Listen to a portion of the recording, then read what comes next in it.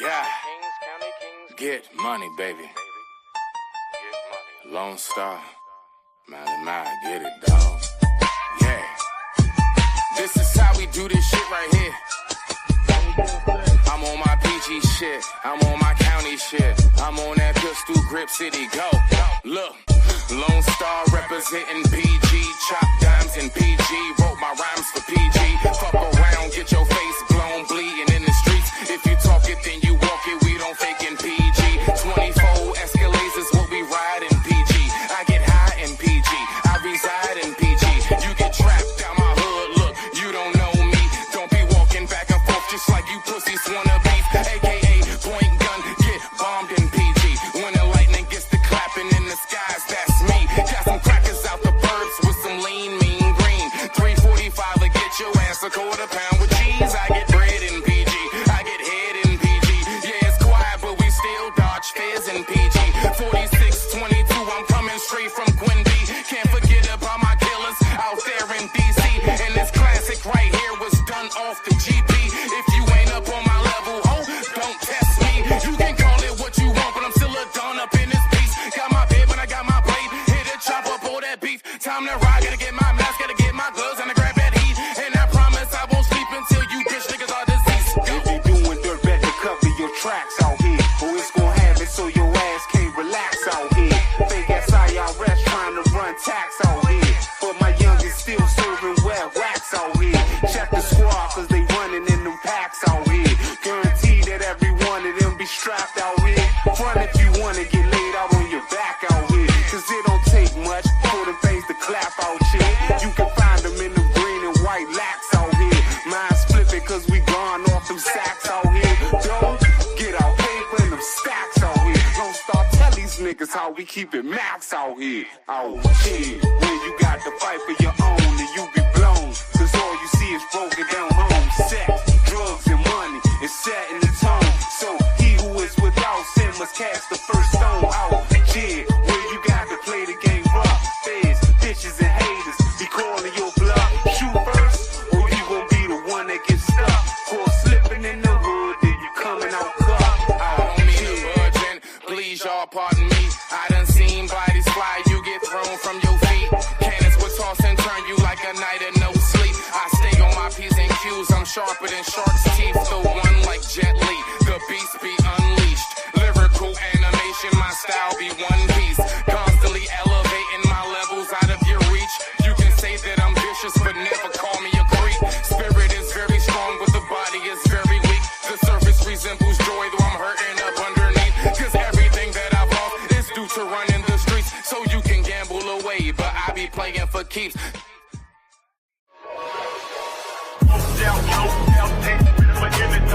Around town, swerving in the suburban thing with rain. So under the wheel, running back clock, producing songs, been on these, rolling up blunts, I'm in the shake.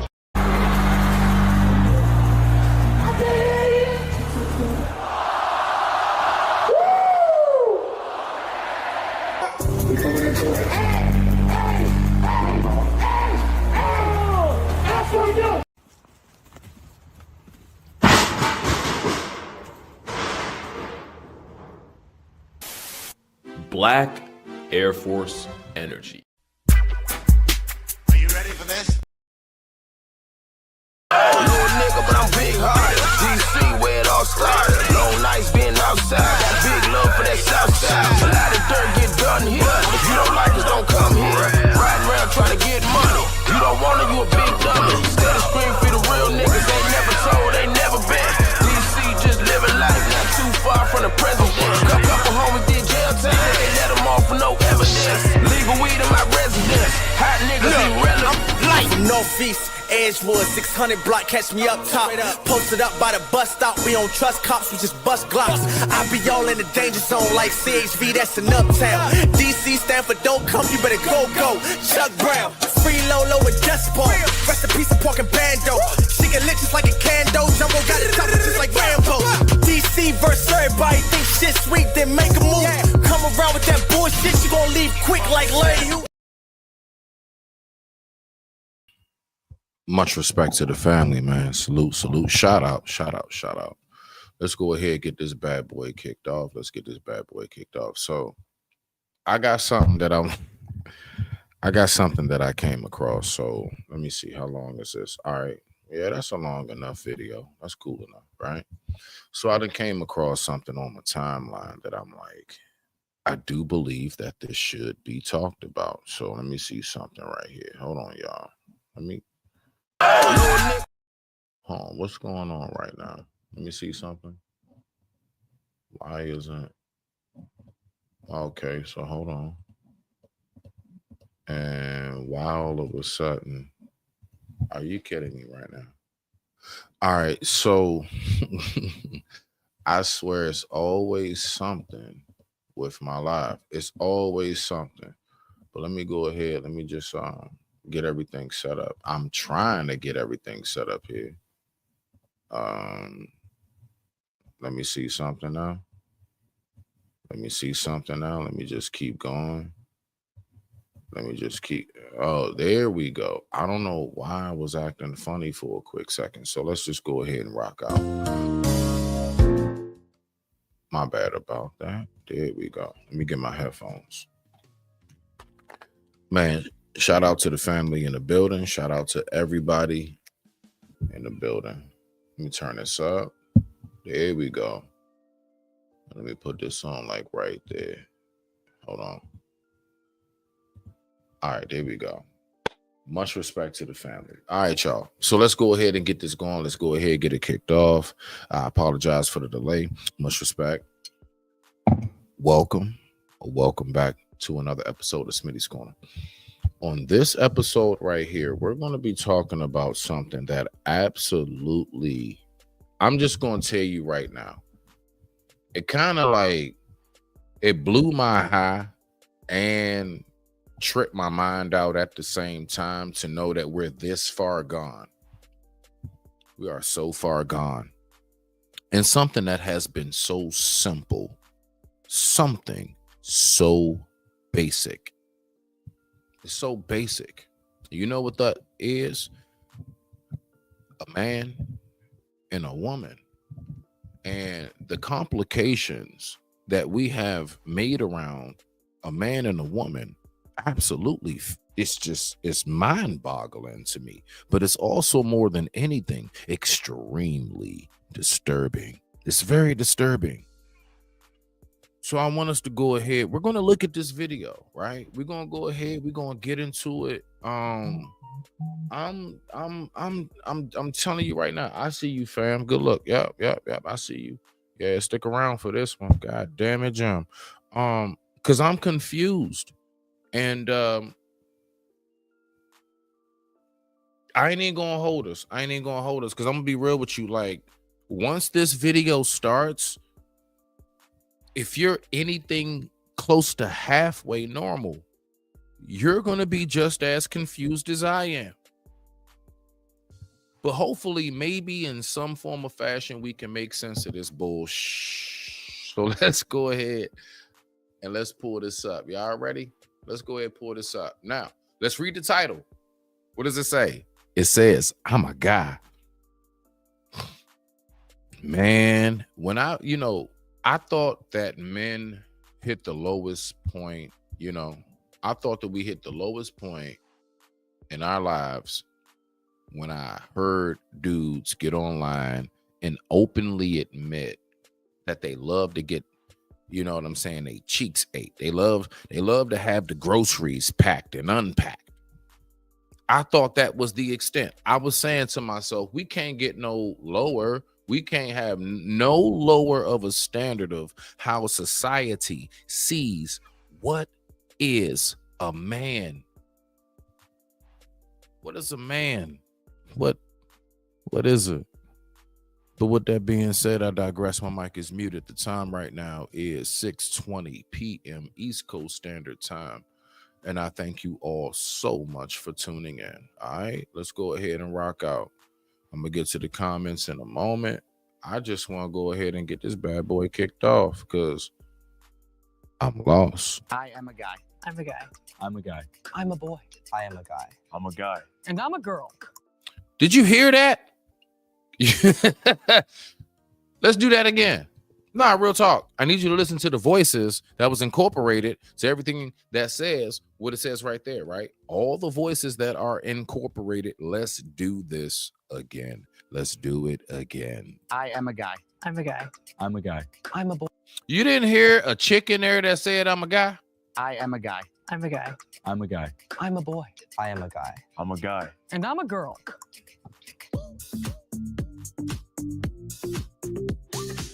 Say your name, your Now, right here. Apparently, this is the new face. These are the new faces of what a guy is. I need y'all to understand what they're trying to do to us right now. It's scary, but we're going to get into it on very much so a spiritual aspect, a physical aspect, a traditional aspect, as well as a modern day, everyday today aspect. And we're going to try our best to make the correlation and how all of these aspects have their own individuality, but they also have a correlation and a similarity. Let's go. Crazy. Say your name, your occupation, and describe your like body type. I am just turned 28. I'm a boxer. And yeah, my body type, I mean, I'm in the gym often. I'm in the gym.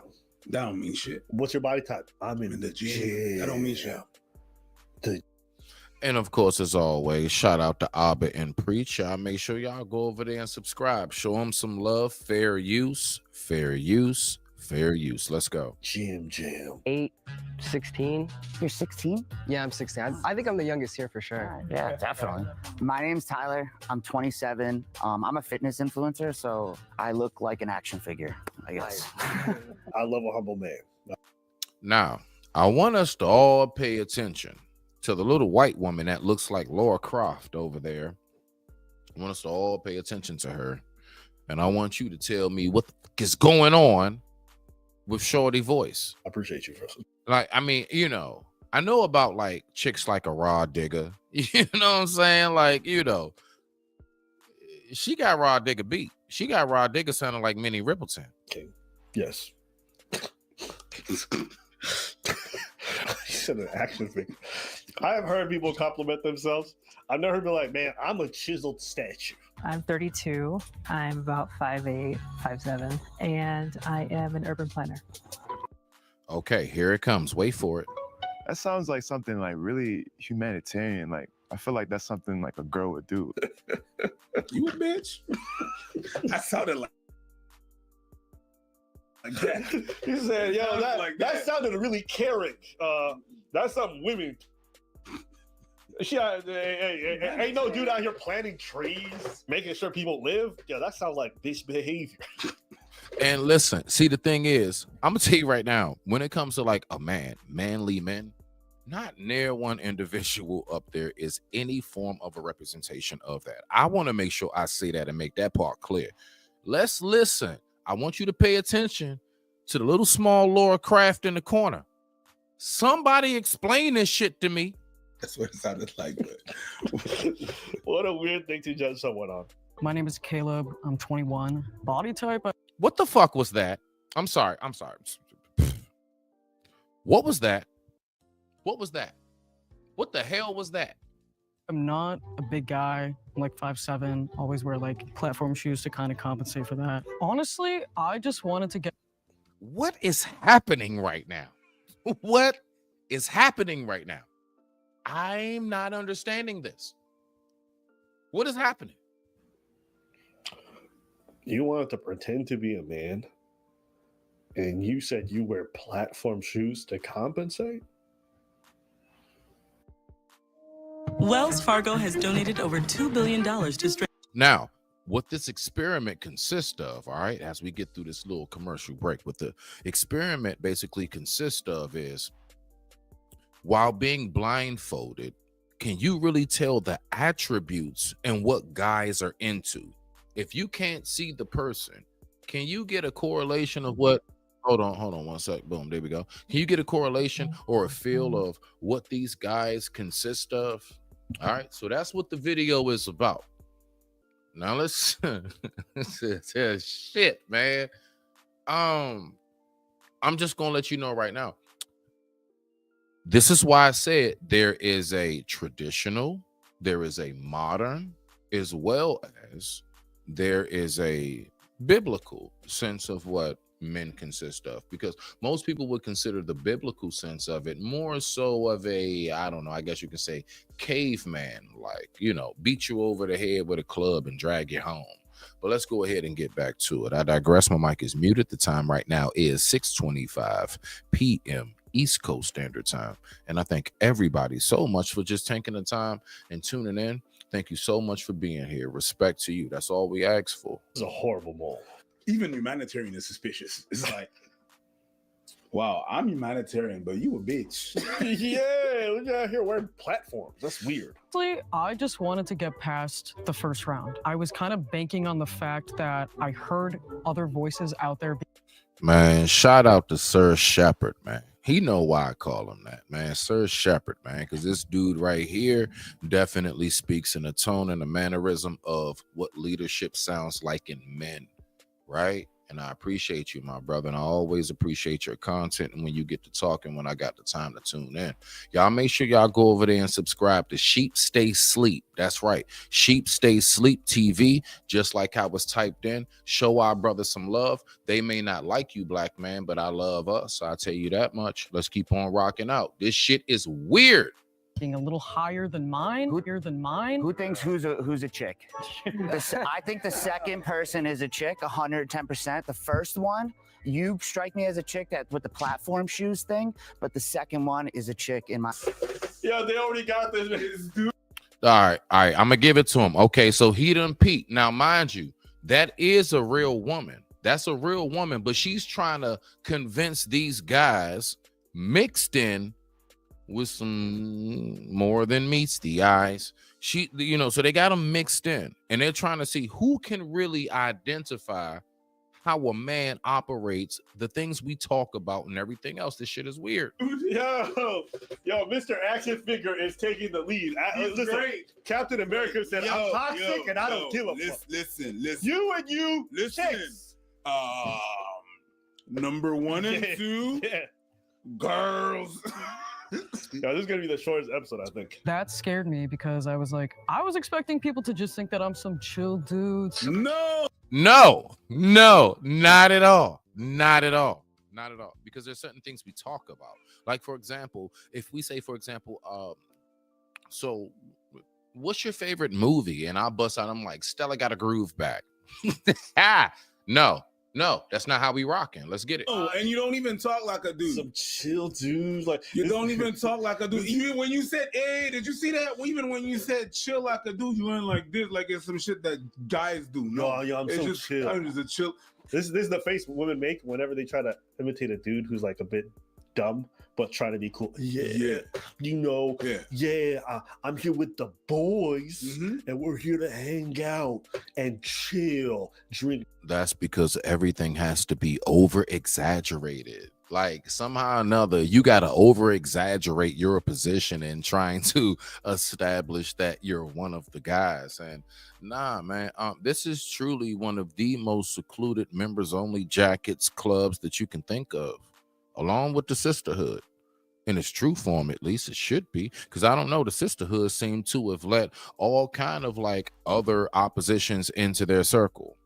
It's a fact. It is what it is. Like, you know, y'all will let men join your sports and then crush you in it, then cry about it later. So look, let me shut up. But I'm just saying though, you know, the identification of what a man is today, to think we could have a small little frail Laura Craft going into a segment and then blending her voice in, right? You know, hiding her voice and sounding like a man the whole time. And for some reason, we really think in society that this is what men like, this is what we're into. Like women think that they can really, like, I don't know, somehow or another infiltrate that. Now it's weird because if we think about, for example, songwriters like Neo, I'll give an example of that. Neo has written more songs for women. A lot of y'all lady songs from Beyonce and you name it, all kinds of artists, women. There are so many songs that he wrote for women, and you would think a woman wrote that song. Interesting. What is it about a man that we are able to truly be able to, in some form of fashion, tap in to what it is that we know you're into? We can't tap into your femininity unless you one of them. And even then, it's not even an authentic version of it. It's like some playwright scripted shit, right? So we got to remember how that shit look. Like true femininity, no more than meets the eye's transmission can ever duplicate that. They can only act it out. And even then it's bad acting. It's like those sci-fi movies that come on Sunday mornings. Let's get it. Beavers that watch a football game and dream about a girl sucking her dick. That scared me because I was expecting people to just think that I'm some chill dude, super chill vibes. No. And so I had to kind of work off of that because he clocked me right away. What is something that only men would know? Number 2 then. Sure. Number 2. Yeah. What does it feel like peeing with a boner? Difficult. Come on, yo. Spit it out. Yo, these guys No. I'm going to tell you the question.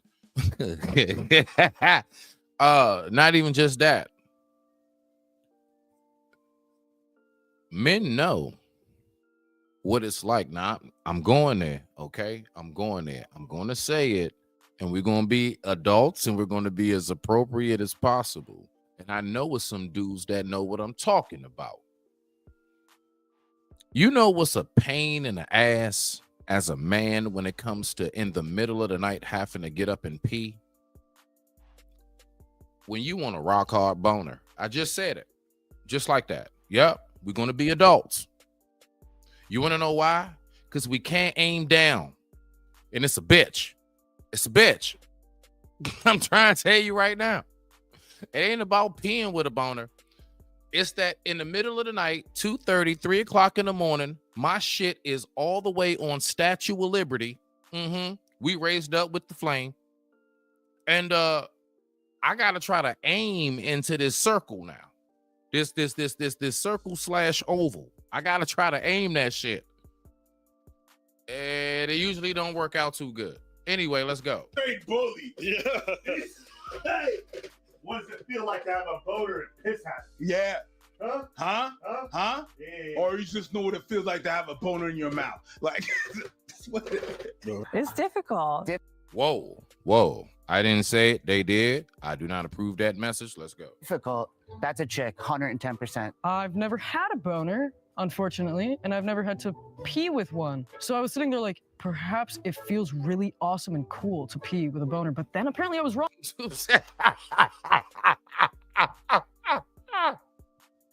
What is happening? What the hell is happening right now? It could be really awesome and cool. I was also even sus of Tyler just because he dominated the conversation so much. Maybe he's... And listen to how he talks. All right? Listen to how he talks. Let's just be for the... I ain't gotta say it. If you in any certain mode and fashion of life, I don't have to say it. What does he sound like? And so when I say the identification of how we see what a man is today, I see why it's possible women really do look at us as weak, punk, bitch ass pieces of shit. Like, these are the examples that you pull up, but I understand they got like a so-called little mixture. But even though so-called G.I. Joe action figure guy over there, you know what I'm saying, with the Oshkosh Bagosh on, that even still is an extreme mode version of what it is. Like, come on, man, let's go. Like, this is all crazy. Saying too much because he wants to like direct attention off of himself. Number 2. What's your favorite video game? Kingdom Hearts. Chick. Come on. Are we playing right now? Like, listen, again. when we talking about, hold on, my bad, y'all. Okay, there we go. When we talking about what a man consists of and what a woman consists of, and like our now, mind you, you want to know why I love this experiment right here? As weird as it is, as weird scientific German as it may be, the reason why I love it so much is because it actually is breaking the stereotypes. Like if you blindfold us and you can't look at the person, and then you just go off of what you think your societal like standards are when it comes to this.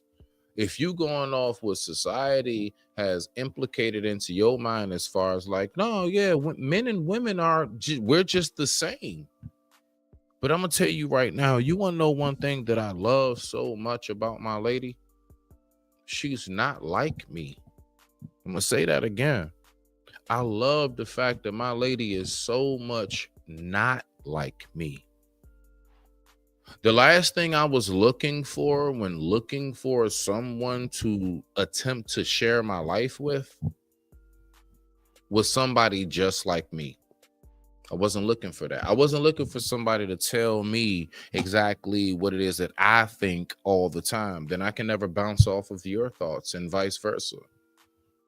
Like, see, and that's what I'm saying. Like, this is why this experiment is so awesome, is because it also gives us a much deeper look and feel into what exactly does it really mean when we talk about what it consists of when it comes to the mind state, the movements, the thought process, you know, the value system, everything, interest. It's okay for your man not to like some shit that you don't like. And it's okay for you to not like some shit that I like. That's just fine. All I need to know is, do you know how to clean up after yourself around this goddamn house, woman? That's it. That's about it. And can you be respectful and pleasant to me? Can you be nice to me? I shit you not. I don't even mean to sound stereotype, but like, considering like my shit together, I just, you know, can you just be pleasant? Can you not disturb the peace that I already have going on around here? That's all a brother like me asks for. Let's keep going.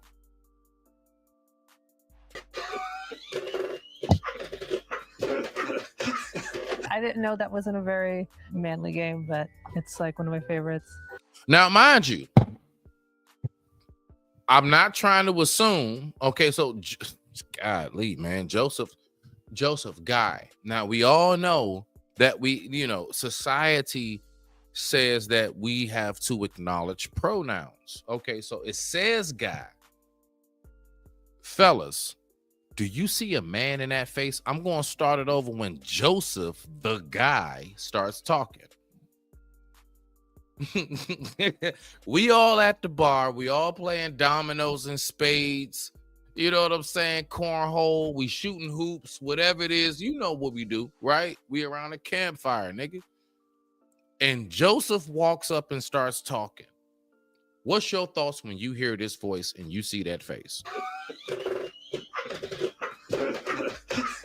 I didn't know that wasn't a very manly game, but it's... Where I'm going to be like, Joseph, where'd you come from? I mean, I'm sorry, Josephina? Is it Josephina? Did you shorten it? Is Joseph really Josephina? Like, now, mind you, this is being put out into the ether. This is being put out into the atmosphere. This is what goes out there, that, hey, we're all the same. There is nothing different. So guess what? Hey, if I just want to imitate your ass, I can do it. But guess what? I can get a little haircut, shave the sides and shit. You know what I'm saying? Take a little hormone. Maybe I can get a little fuzz around the chin. A little peach fuzz, as we used to say. We used to say peach fuzz around the chin. And all of a sudden, I can just be you, guy. Yeah, that's right. And I can call myself Joseph the Guy. It's like one of my favorites. I was like, I know a lot of girls who play that kind of game. Kingdom Hearts and Minecraft. What's a feminine hobby you have, or a hobby that you like consider more feminine? Now, I'm gonna give it to my brother in a black Hawaiian shirt. All right.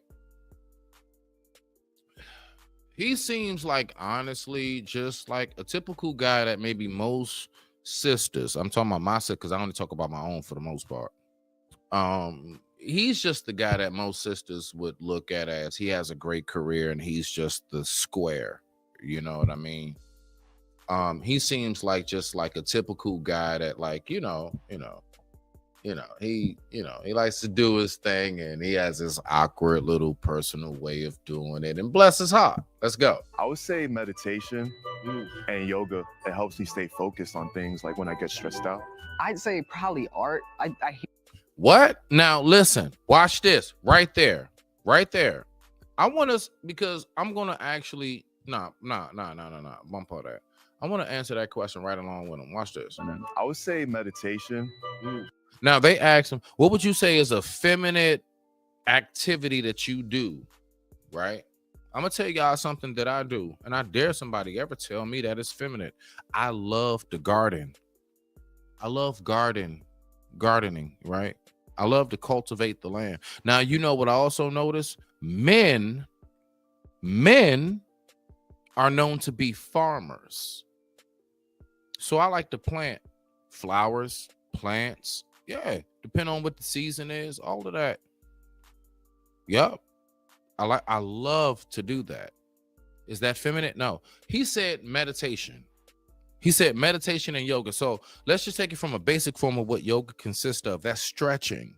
Don't athletes do that before a game? You got to stretch. Stretching is all about not just stretching your physical limbs. It's also about stretching the mind. He said meditation. Meditation is feminine. So what about all the Buddhist monks? What are we talking about right now?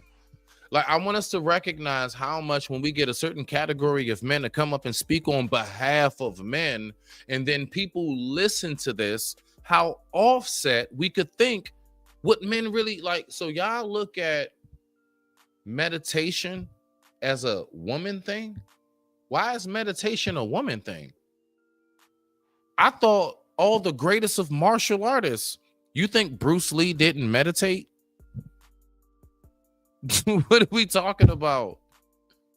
Like, come on, man. Let's keep going. And yoga, it helps me stay focused on things like when I get stressed out. I'd say probably art. I hear people say art.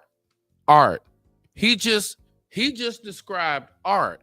He just described art as being something that he would consider to be a more feminine activity. Art. So Marvel and DC and anime started with women. You know that's art, right? You remember those statue sculptures in Roman days? So that was women doing that, chiseling, Socrates and Plato and all these other Greek philosophers and all this other shit. What are you talking about? I want us to really listen to when they like the descriptions of shit and how off we are. This shit is all the way off. Let's go. Could be feminine sometimes, but I don't believe that. My man on his Leonardo da Vinci shit. Right, my man on his lip. Right. Now, you think you being more masculine by trying to clown him because he's an artist, but little do you know, let that nigga sit there and chisel a woman while she lay there naked. You think that nigga's not going to get his bees licked by the end of the night? Stop playing with me, dog. Hey, yo, what you do? Oh, I like making music. Okay, there. Yes, that's right. We got people called Jimi Hendrix. What was he? A musician. Women couldn't stay off of him. Y'all remember somebody called Michael Jackson and Prince? Women used to faint. Literally, they had ambulance on standby, and all they did was sing and dance. Yes. Beethoven. Okay, then. You know what? I'm not gonna lie. I've been learning how to cook, and it's something I really enjoy. Okay, cool. But we will also say most of the best chefs on planet Earth are men. Ramsay, right there in your face. Let's go. Go. Gordon Ramsay. The fuck? He's on this Gordon Ramsay shit. I'm studying, some science, just some physics at school. Look at you, Bill Nye, the science guy. I thought you were gonna say like fucking Einstein or something. Nah, Bill Nye the Bill Nye is not even a real scientist. Probably for me, man, I would just say like I've been into fashion. Like I'm not the best looking guy, so I've always had to like cope with it for like looking nice. I like dancing. I'm on the Stanford cheer team. Go Card. Ooh, not about him. I'm on the Stanford cheer team, and I'm here to be a representation of what guys and men are today in 2025. Go! What are we doing? What are we doing, bruh?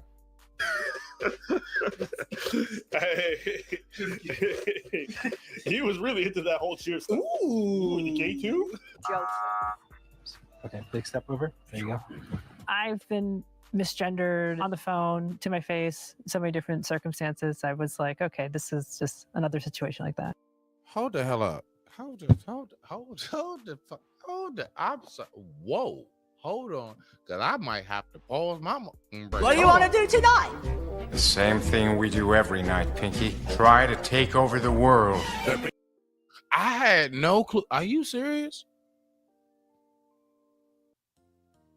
Hey, that's a dude for real? That's an actual... shit. Stop laughing. Stop laughing. Okay, you stop laughing. Let the white man do it for you.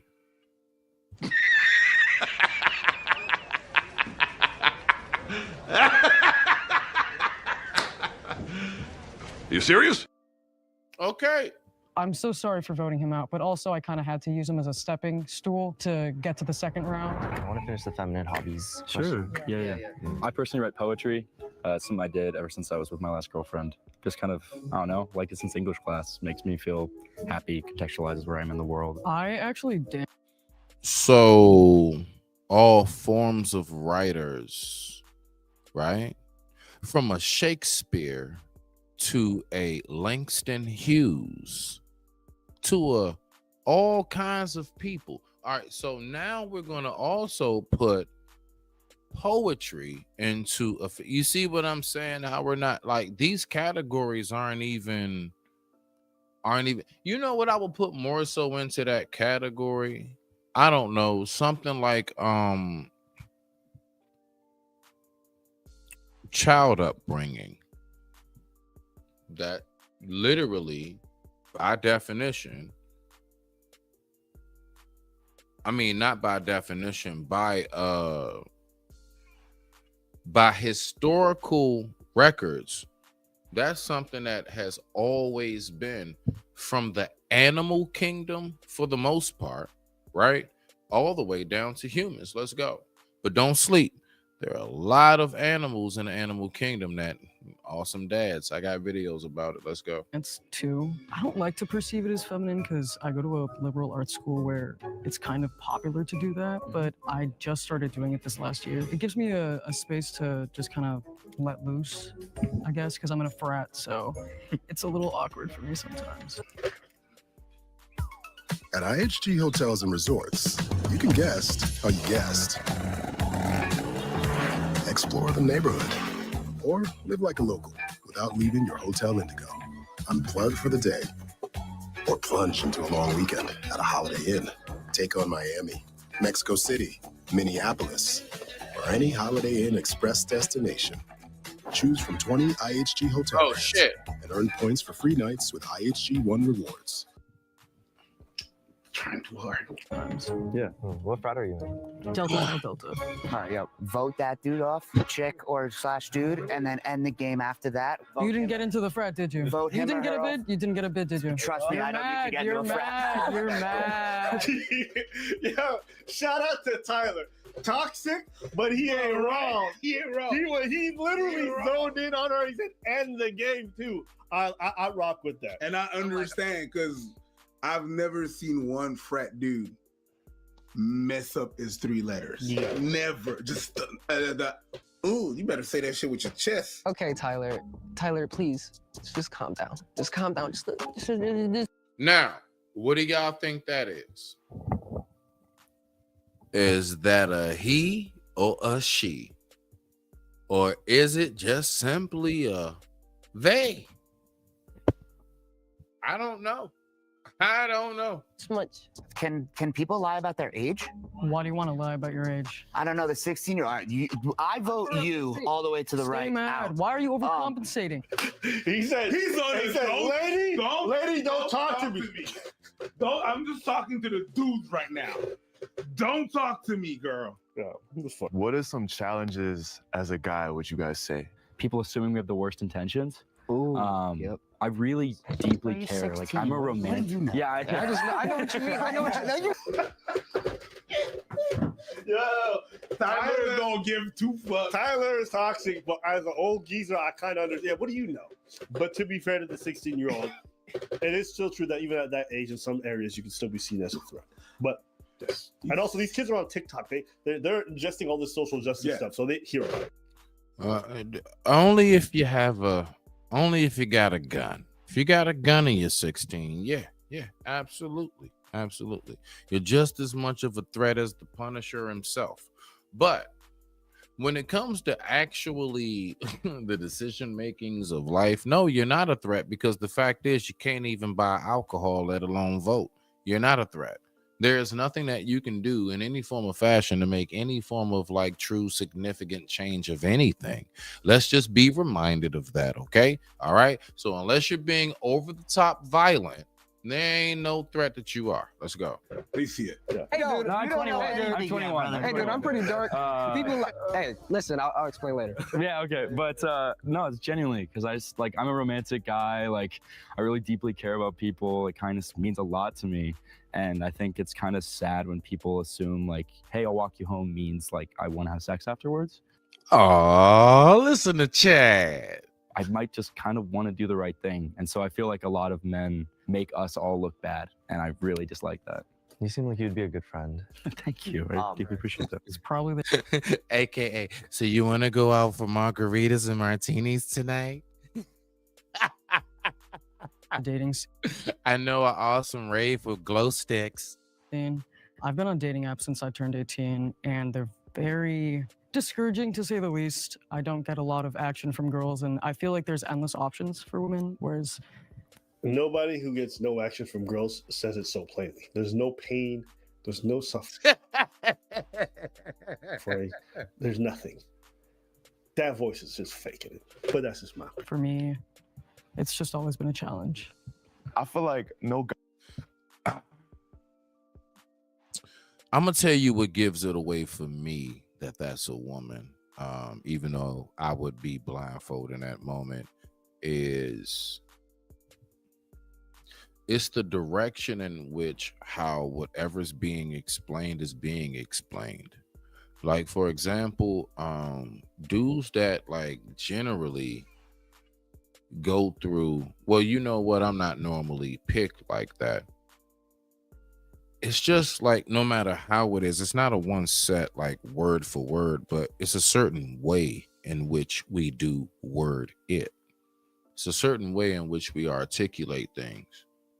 You know, men don't just, you know, because mind you, what do they say? The number one thing that gets in a man's way, his ego and pride. And so as a man, when I'm listening and I'm like, you just got no damn shame. You just gonna say it however. Yeah, that right there would be the giveaway for me, is how you're explaining it more than anything. Now that's just me as a guy, right? So let's keep on going. I would be saying that, like, No! I can't. I've just pay attention when people are suffering from zero love in their life. When they talk about it, they don't talk about it like that. No young man does. we're not talking about. Okay, now all day in the paint. Let's make sure we go ahead. Everybody, make sure that y'all give a big round of applause, and make sure that y'all give a big warm welcome to the first lady in the building. Let's go.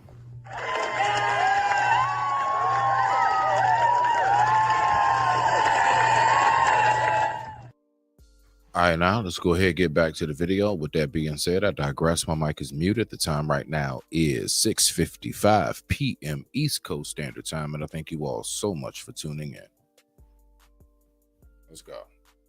Why girls have so many options. I feel like that was a little a little telling on themselves. Like maybe they got options, like, and they trying to like push the suspicion away. I would probably say the biggest challenge about being a guy right now in the society that we're in is just probably just if you're not rich or have like this $20 million boat or drive this like Ferrari, it's like not hard to get chicks, but like that's literally it makes it much harder if you're not like this 6'3" like Calvin Klein model. Say that.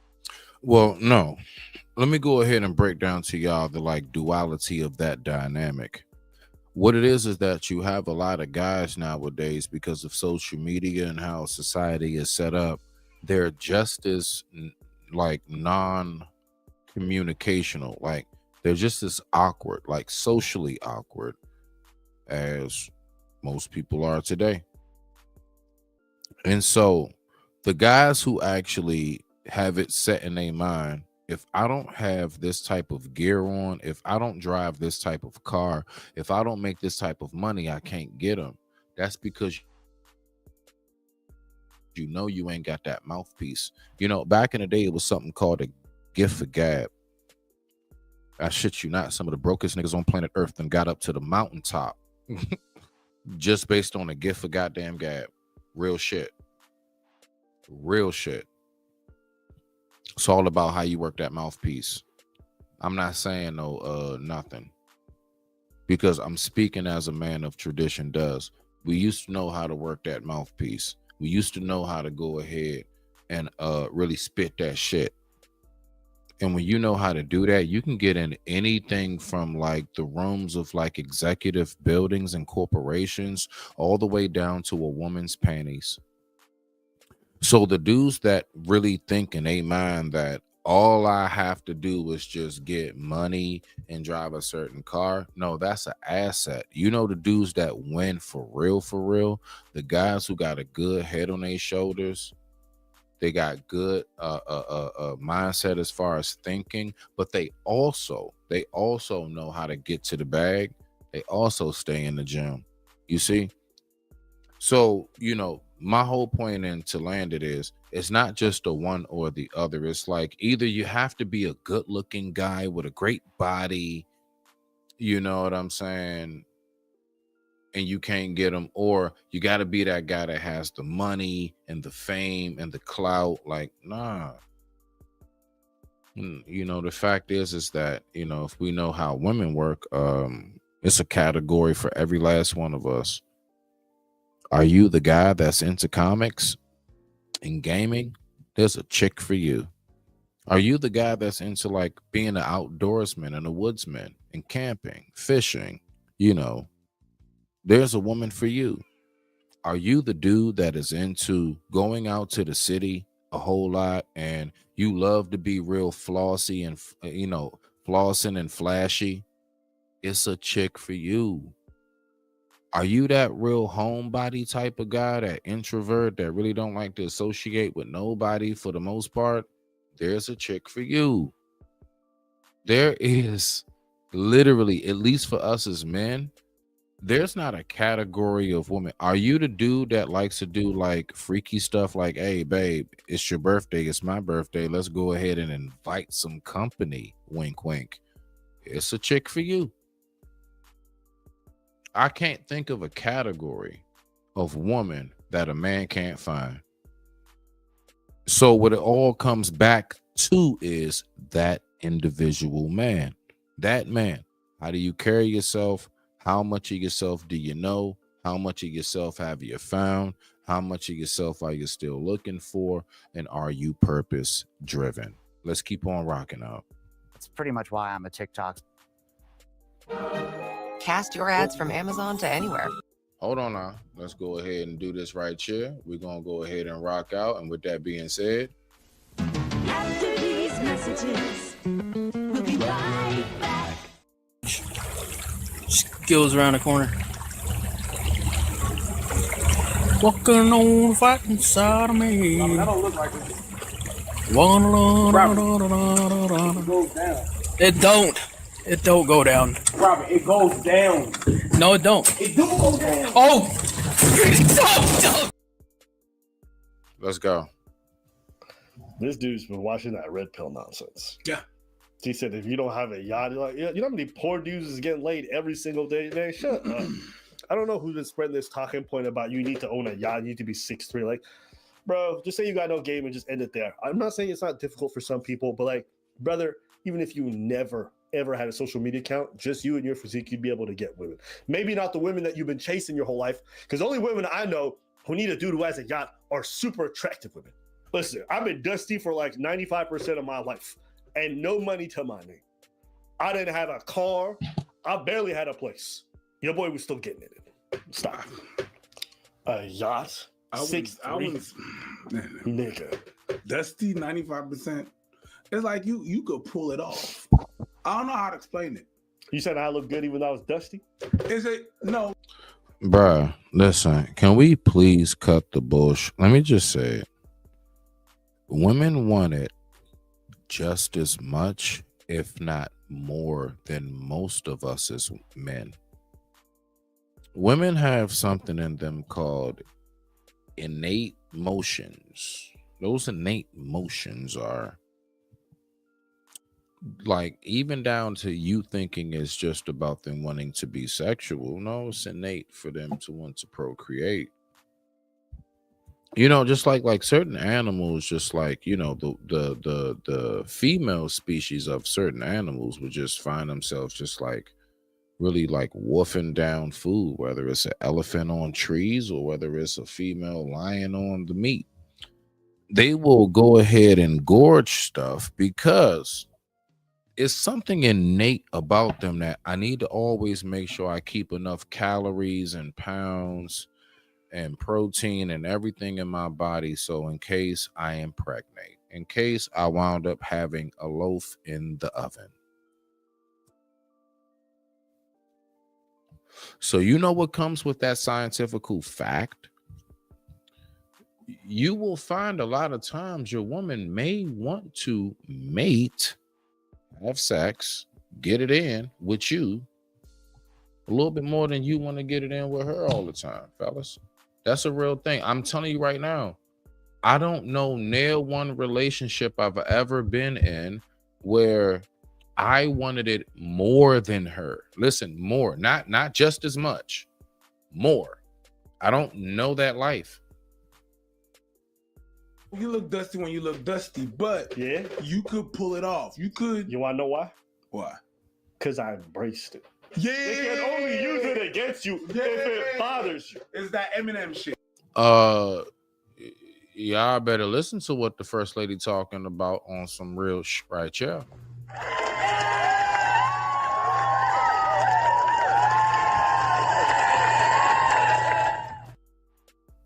I ain't never been in a relationship with I wanted it more than that woman.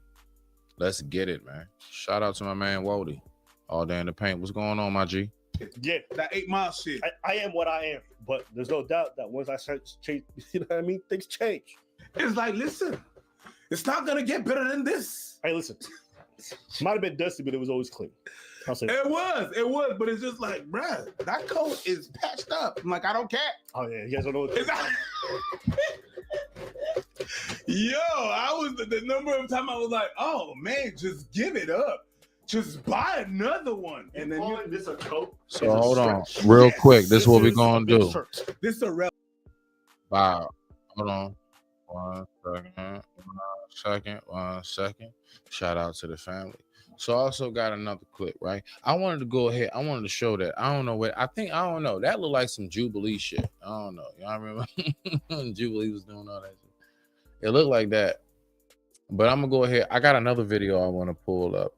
Apparently, your boy Charleston, right? So Charleston White, we know that he's been able to mouth off and say, for the most part, anything he wants to say, anything he wants to say about any nigga. Like, let's just be for real. Who is mad at Charleston White the most? Is it black people or is it white people? And once we come to the answer of that, once we come to the conclusion of that answer, let's think about why. I know why. Because for the most part, he talk about niggas. He talk about us. Now, I give it to him on that. Hey, you know what I'm saying? You're going to talk about people. You're going to talk about your own. But at the same time, it's another side of me saying to myself, why you don't got no smoke for them others? But let's go ahead and look at what happens when you got smoke for them other people. For real. All right. So we're gonna go ahead and get into it. Let's listen to what Charlie got to say. All right. Let's listen to Charlie because he just went to F off. Oh, and definitely, man. Shout out to Seti Nash. Let's get it. Fair use. Let's listen. Boy, die. My shit. Soon as a nigga hit the stage, they want it back to back.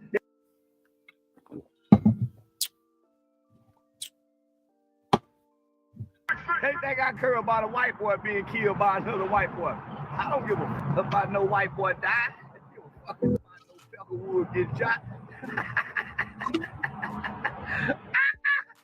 I don't give a fuck about no white boy getting killed. Kill shit. We go 0 to 100, nigga. Real. Yeah, 2 kids. Kids. They care about that white boy kid. They probably hard anyway. Care about that white boy kid. Them kids. Charlie Kirk, baby. Fuck all the poor niggas that. Now, mind you, he think he can do the same thing about him that he can do about King Von. He think he can do the same thing about him that he can do about Kodak Black and all these other rappers that he used, like, you know, he's used to going on his own. So what happens is that this man steps out there in that real field, right? The real field. Right? And he get to talk about Charlie Kirk. Now, mind you, we could say all day, all right, well, it was a white boy who did it to him. But them white people still not gonna let you get away with talking about them. See, that's the message I'm on right now. Can we still listen? Even though it wasn't us that did it, can niggas still get away with popping our collar on that shit? Let's go. Let's see. God, man, that white boy, it is white babies. Niggas don't care about no white boy. The white on white crime. I don't give a fuck about white on white crime. White people don't care about black on black crime. White boy. But I bet you they care about you talking about white on white crime, and I bet you they don't give 2 shits about you talking about black on black crime. Let's go. In this deal. You see, it's something called gatekeepers. Something we don't have no more. We don't have the gatekeepers of our discussions, who you can talk about. Even if most of us as white people don't even fuck with Charlie Kirk. Rest in peace to him. I'm just because I don't celebrate death. I only celebrate life. So when I say that, that's not no choosing sides. That's because I know I'm a father and I have a family solely. Can we get away with talking about them? I want us to pay attention to how they let him look, all them chains he got on, everything he got going on, whatever he riding in, all the endorsements, doing comedy shows. We all know, and he said it before, that white man backed me, y'all don't. All right, so where's the white man now that you talking about Charlie Kirk and you thought that most white people didn't fuck with him, right? Can you still talk about their own? Can you still talk about their own, nigga? Yeah, he got 2 kids. So, King Von did too. Babies too. Yeah, they think I'm supposed to girl. Nigga, I'm having fun. Maybe didn't nobody shoot me on the college campus. That's why they staffed them white folk campus. Had he been to an HBCU, they just would have recorded it. They think I care about a white man getting killed. Nigga, I killed the white man. Yeah, you motherfucking white boy get put on his pussy. I should have protection. I protect me. They'll give a damn about nothing. Hey, the bill shit. And now I'm finished shit. Not even a little bit. Imagine being able to build. Yeah. So apparently he really think he can get away with talking about that shit right there. We're gonna get right through this little commercial break. Y'all don't mind me, man. All right, let's go ahead and do it. Quick commercial break. Stay right there.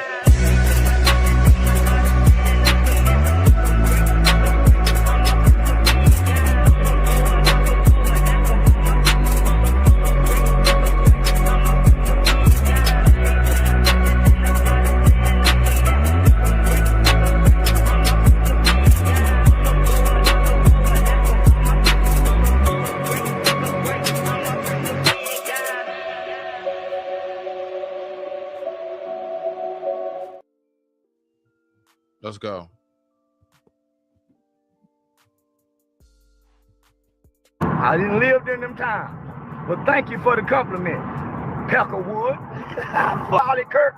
I didn't think I knew what the hell about Charlie Kirk. I don't even like Trump. I just be bullshit. I don't really like Trump. I do, but I don't. You know about white people and they problems. I just be talking like. And see, even for those of us as blacks that might want to pull off the fake we like white people mode, you closing doors for a lot of us, nigga. But it's not funny. To get white people's attention. When have you crackers ever showed love for the nigga? I've been playing on you, stupid. I don't give a fuck about white. I get that. I totally get it when us as black people say, yes, black American, not African American, black American, right? Indigenous, native, you name it. Those of us from here, nigga. I get it. But all I want to know is, where does our power truly lie? And do we even have any? Do we have any? Because what I'm seeing is continuously they will make us think that we are being upraised on some kind of pedestal. Now, let me ask you this. When we see by the end of this video, was this his nigga wake up call? Or is it just a simple fact that he doesn't have enough backing from his own? Because you know, another thing I think about, he should be able to get away with what he's saying if he had enough backing from his own. How many big, large black tycoons? Because we do have them. You know that, right? We have CEOs, business owners, all type, man. I mean, listen, they're black people in all industries, from a STEM, a NASA to oil industry, you name it. We got big black tycoons out here puffing them same cigars and them high rises on that 90th third story floor, that skyscraper, just like the white man. We got it too. You want to know what really makes us fall back a lot of times? Because we know if we jump out there, it's not enough of our own that's going to give us the backing. Is it that we don't have it to give? Absolutely not. Is it that most of us get to that position and we say, you know what? I got me and mine out the way. F y'all niggas. Yep, that's exactly what happens. Let's go. I swear to God, I know. Now, there are some very, very hateful, very, very fair use. Shout out to Seti Nash. Thank you so much. I appreciate you, big bro.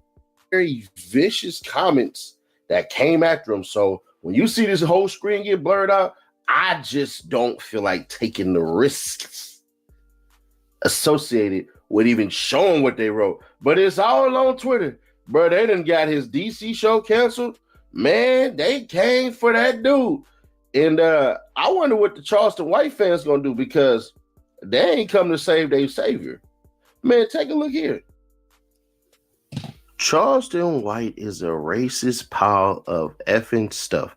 I watched his interview on the PBD podcast and thought he was an a-hole back then.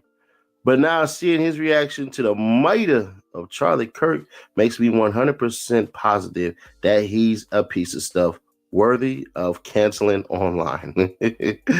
Now, y'all know this won't happen, right? But listen to what they say. They hope they find his body somewhere. Now, hold on. Watch that. Don't let nothing just gloss over. I'm going to push play. He said, ha, ha, ha, that won't happen. When the person said in the comment, he should be canceled. Now, why do you think that's the case? Is he that much of an effective tool in the white man's handy dandy toolbox? Huh? Is it that if you're that much value to what it is that their cause is, that they'll go ahead and give you a shake up real quick? They'll yoke your ass up real quick. They'll go ahead and give you a quick backhand cross your lip, nigga. But will they really actually stop you from having a voice? I don't think so, because he would have been canceled overnight. It's that easy. Let's go. we would have been heard an apology by now. Let's go. Everybody apologizes. Where's his apology? But thankfully, the Mr. Wordsworth says, I don't wish harm on him at all. I just think he's disgusting in his views. Wow. Trash. Charlie at 31 was more of a man that he could ever be in 1,000 lifetimes. Absolutely agree, 100%. All he does is divide culture and stroke hatred amongst races. When he posted this BS, Charlie Kirk was a great human that loved everyone, even if they hated him. No, that doesn't even make sense, but okay.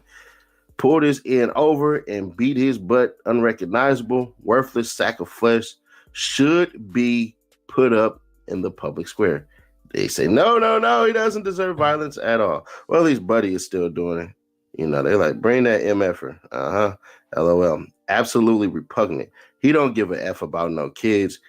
Must have been an effing English major. Amazingly ignorant. I will turn off everything and anything that he appears on. It's just funny how when he was doing this against black people, y'all didn't have no problem with it, but that's fine. You people just are the way you are. That's nothing to do with us. You're in the cancel culture. You know, the you people thing, man, that's a whole nother language. Now. All right, let's go ahead and get to it. And with that being said, we're just going to take a very, very brief commercial break. Y'all go ahead, stay right there, man. We're going to keep on rocking out. I got one more little small clip for us before we get up out of here. Just wanted to hang out with the peoples for a second, keep us moving, keep us going, give you a nice little another side of a YouTube space over here where we are. Let's get it. After these messages, we'll be right back.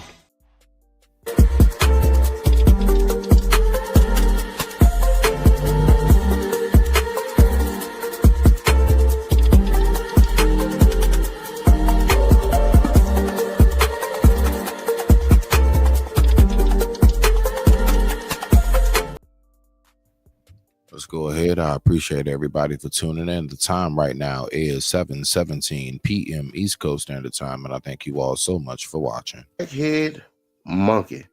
But this one right here is the one that people need to pay attention to. They doxed him right here. Now, I'm not going to go on here and click it, but they 100% doxed him, put up all of that stuff. So we're not going to click on that, but it is what it is. Then they say Stress Factory. They give the number out. This is his next gig. Let him know what you think. And then what a vile man, trash, racist, B-word. He has more in common with the shooter by being a leftist than white conservatives do. Charlie is a cause and effect. They don't even know that Charleston White runs around with a freaking Confederate flag and a MAGA hat. I just think that's funny. But if you go on here. All right. So only because I like us to stay educated, no matter how much, we want to, I guess you can say, be in our feelings about something. There were just as many Black Confederates. A lot of our great grandfathers and grandmothers and cousins and uncles, they rocked that shit and they was down with it. And not in a bad way. We have to remember the lineage of it. The KKK, all right, was actually part of the Democratic Party. They weren't Republican. That is a real thing. Now, mind you, you're hearing this from somebody who I'm not going to vote until you get somebody in there that I see is truly about the people. I will withhold my vote. I am an independent. I am an independent thinker. I think for myself because I'm not a follower, and I've never been one. I've always been somebody who looks at life through my own binoculars, my own telescope, my own vision. I hear life through my ears. I receive life through my mind and my brain. And this brain and this mind is a one-seater, no matter how vast the space may be. I want us to keep that in mind, right? So voting, who you go for, I want us to pay attention to something. And I know I'm not the only one who's like come to this conclusion when it comes to the voting system. You have Democrat, you have Republican. I don't believe that there is a coincidence that the biggest battle on American soil comes from two main sources. One, gangs. Two, politics.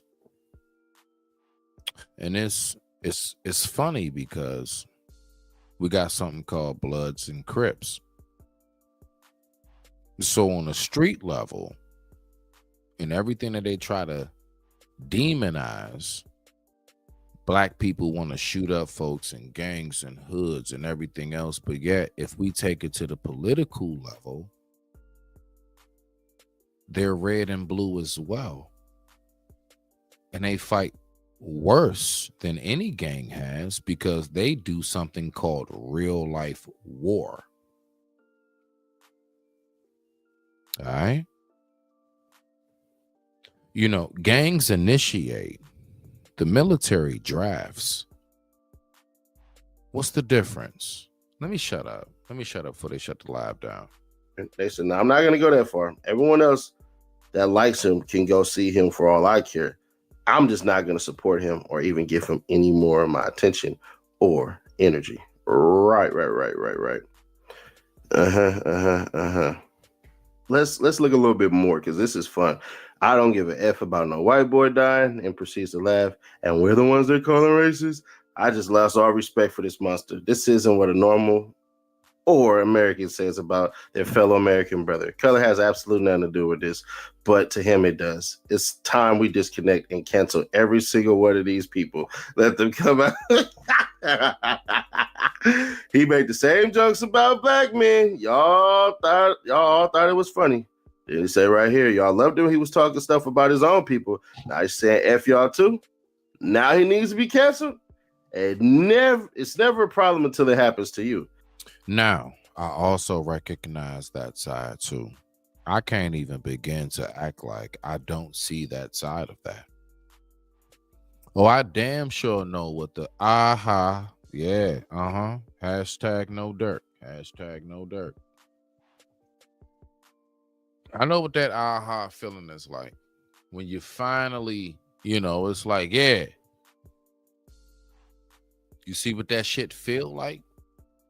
I do recognize how sometimes in life, no matter how much you want to take the high road, the only way to get your message across is for the equal exchange of pain to be reciprocated. I get it. Like, I absolutely get it. So don't think I don't see that side. Let's go. And then it's like, oh, I thought you people enjoyed edgy, dark, non-PC comedy. Are you going to host this comedian on October 12th? See right here. What is that? Zane's Nashville? Yeah, Yeah, they going for the cancel culture on them. See, remember, Charleston White said he a comedian. How you a comedian? You ain't got no comedy shows. Charleston White got people hot under this one. The biggest troll on the internet. I see a lot of you are new to how he operates. Yeah, and then they want to go ahead and bring in all this stuff. This is some BS right here. You don't get assassinated for lying. Okay. Hey, DCM Proud. I see you have this fella scheduled for 9/28. Perhaps you should watch the video and reconsider and cancel the show. And this is where I wanted to get to. On the 28th, he's no longer there. They got him. On the 28th, but you know what? Let's double check. I don't want to sit up here and say that that's technically true. So there's a 28, and we're going to. All right, team, listen up. So apparently, you see that big group, large, that big, large group of white folks and everything. Oh, shit. Hold on. Where am I at? What? Where? Okay, there I go. Nah, man, because I got to make sure, because I know folks won't tell me I'm muted. You see that big, large group of white people he was in front of? I'm telling you right now. That right there is a clear indication that the very second that they want to go ahead and get you up out the way, they can do that. See, the thing is this. The only reason, in my personal opinion, that white people, if you want to say, still have the power, rabbit ears, if you want to say that they have, is simply because we have yet to simply take back what we did not have stolen from us. I don't go if it was stolen. We're too intelligent, we're too massive. I believe that it was just simply put down. Somehow or another, they were able to convince us to just lay it down. Like, it's almost like they disarmed us. They was like the hostage negotiator. And what they felt was being held hostage was the powers of the earth, the resources, the everything that comes with what they accumulated and have now. And one day, as a hostage negotiator, now mind you, we're not even holding a blade up to the throat of power. We're not holding a gun to the temples of power. We're just simply sitting next to it and we're just talking. And then they just come along and they're like, we want to free this power from you. And somehow or another, some would say it was through the Bible. Some would say it was through manipulation of getting us to do it through our own. I'm more along the fence of the latter. They were able to convince us somehow or another to lay our arms down, and they got us. So now we complain continuously about something that we keep saying they took from us. If I'm the outlier, I'm the outlier. I mean, shit. I mean, I'm the outlier on most stuff on earth. But I'm going to still stand my ground. I'm going to still stand on all 10s on my fingers, that is. Nah, real talk, though. I'm standing on all 10s on that. The white man never took nothing from us. We simply one day along the way, we were walking, and along our walks and our travels throughout planet Earth, we just laid the power down. And one day, somebody just decided to pick it up. That's how I see it. I just do. I see it that way. All right. Now, if you have anything else to say on that to prove me otherwise, cool. I love to have the discussion. You can do it from the chat if you like to. Let's go. Big show. Well, we see right here they got Donnell Rollins, main room special event. I'm trying to click on it, but I guess click tickets is the only thing that you can do. So here you go right here. Patrons, all this crap, seating policies. So I guess he was scheduled to go, but he ain't no more. It looked like they canceled him. Now, and we talk about cancel culture. And you know how we talk about cancel culture? We talk about cancel culture in the sense of, let me go ahead and pull this down because I'm basically done with that video. We talk about cancel culture in the sense of, we're, us as social media people and black people in the community not going to support you. That can be heavy. It can. It's even more heavy when you're actually on that big grand stage with those who, unfortunately, and I said it just like that, still pays all of us as blacks for the most part.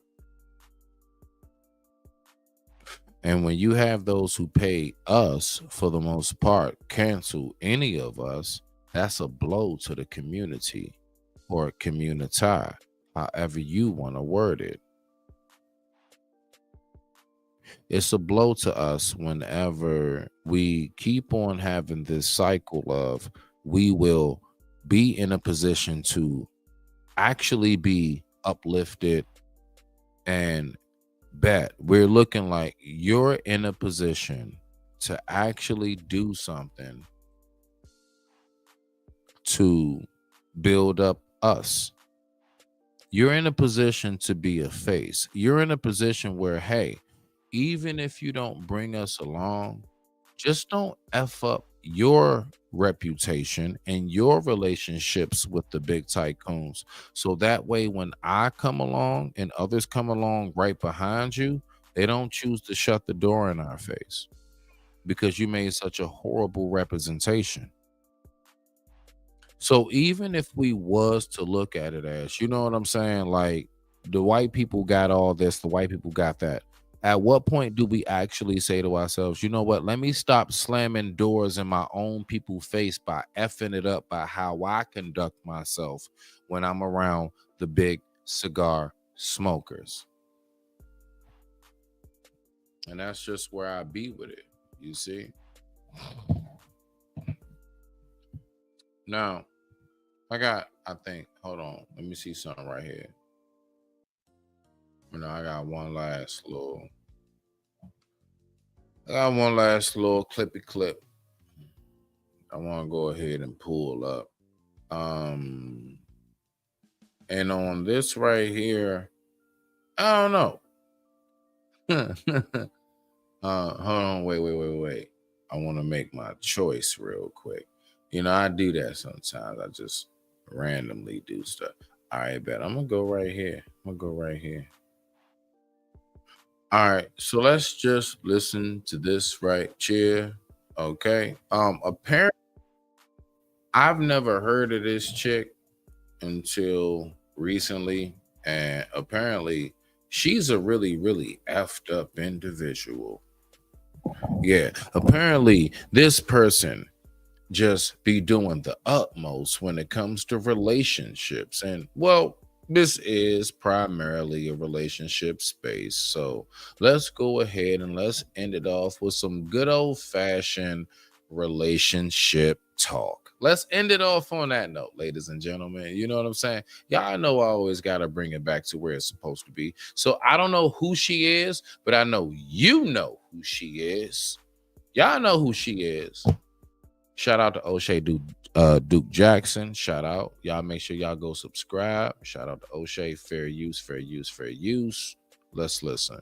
Every time I see that lady Drea and that little ass boy, I just be thinking, like, if my mama came to me dating the same age as me, I would think she's weird.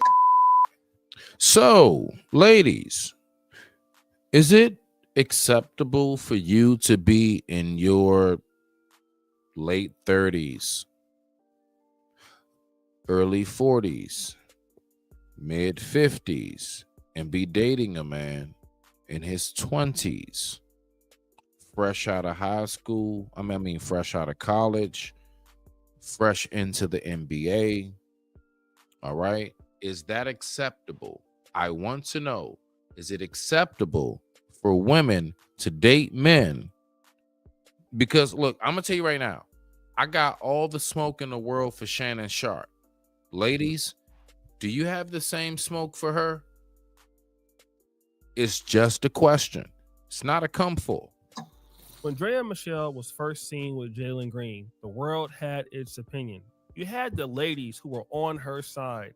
They were like, yes, she got her a young ball player. Man, that's great.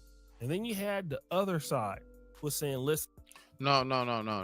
Hold on. What you mean? No, I asked a question. The question is, ladies, do y'all see it the same way? If you in your 40s and your man, no. If your best friend, sis and them, okay? I know that's how y'all word it. Sis and them, one of sis and them got a boyfriend that is 24. She is 43. She's our age. She's 43, 44 years old. And she shows you a picture. Y'all all at brunch. You know how you do brunch with the mimosas. Do you sit there and be like, oh my God, girl, yes. Do you cheer her on, or do you be like, you know about Shannon Sharp, right? I just want to know on some real shit. So explain that to me, beloved. What? You know what? I want to block you right now. I want to block you. What you mean you ain't got the same smoke? Why? Why you ain't got the same smoke? Why you ain't got the same smoke? Then he's a young guy. She's taking advantage of him, and she just really wants to use him for his money.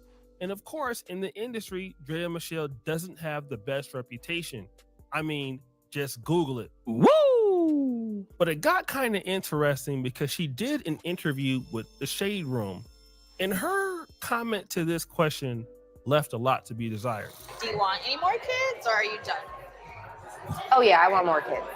Like how many? Like one, I think. So like the person you're I don't know. dating, you see like a future with them? I think the question you were asking me is if I wanted more kids, and I feel like I want more kids. Flat out, the person asked her, listen, are you interested in having more kids? The answer was yes. Now, I'm gonna be real with y'all. This is sounding like super duper shaky. I'm sorry. Like this right here is on some other stuff. Hold on, what we got? Yeah, like this is on some other so anyway, let's go ahead and hear what the lies you gotta say tonight. Nah, I'm just messing with fam, man. Everybody give it up, man. Shout out. You already know what it is. Let's go.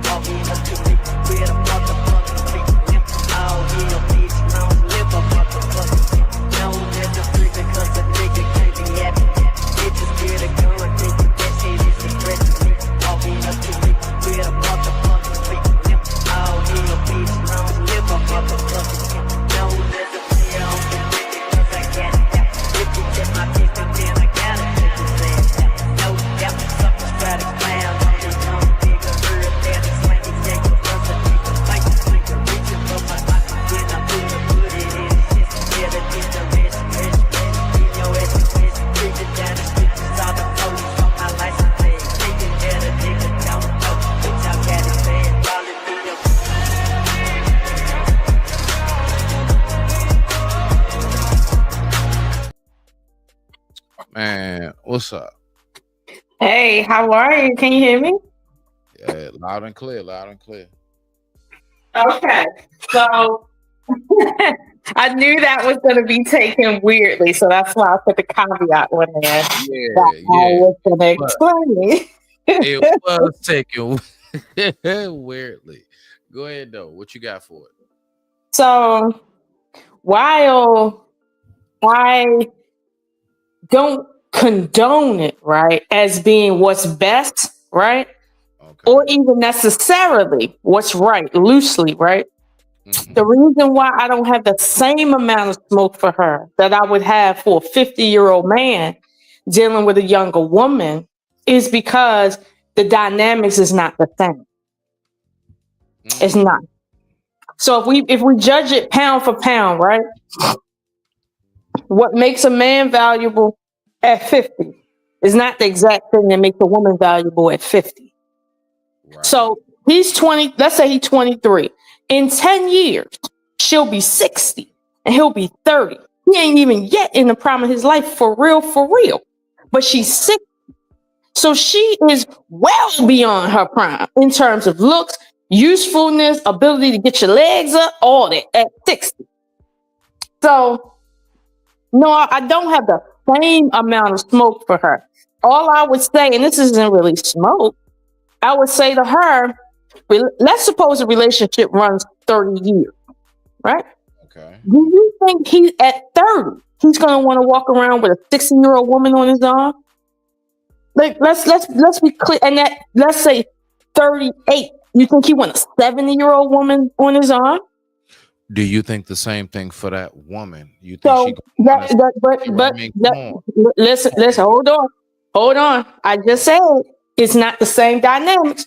So here's the thing: for the reason for why men are valuable, a 70-year-old man with a 38-year-old woman works. For why men are valuable, that works. But for the reasons women are valuable, a 38-year-old man with a 70-year-old woman, it don't work. Period.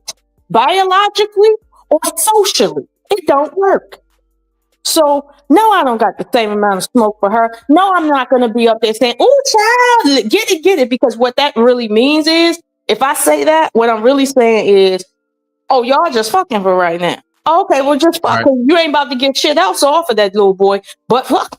And I mean, if that's all you want, that's what you finna get. But you ain't about to get no longevity. You ain't about to get no actual relationship. That's not what you finna get. So, okay.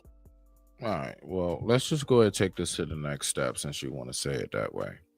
All right. So we all know that once we at a certain age in life, so whether it's that older woman or that older man or anybody, right? Once you're at a certain point, what we look for, Lolo, is like true all right, so are you telling me what you spoke about was the physicality aspect?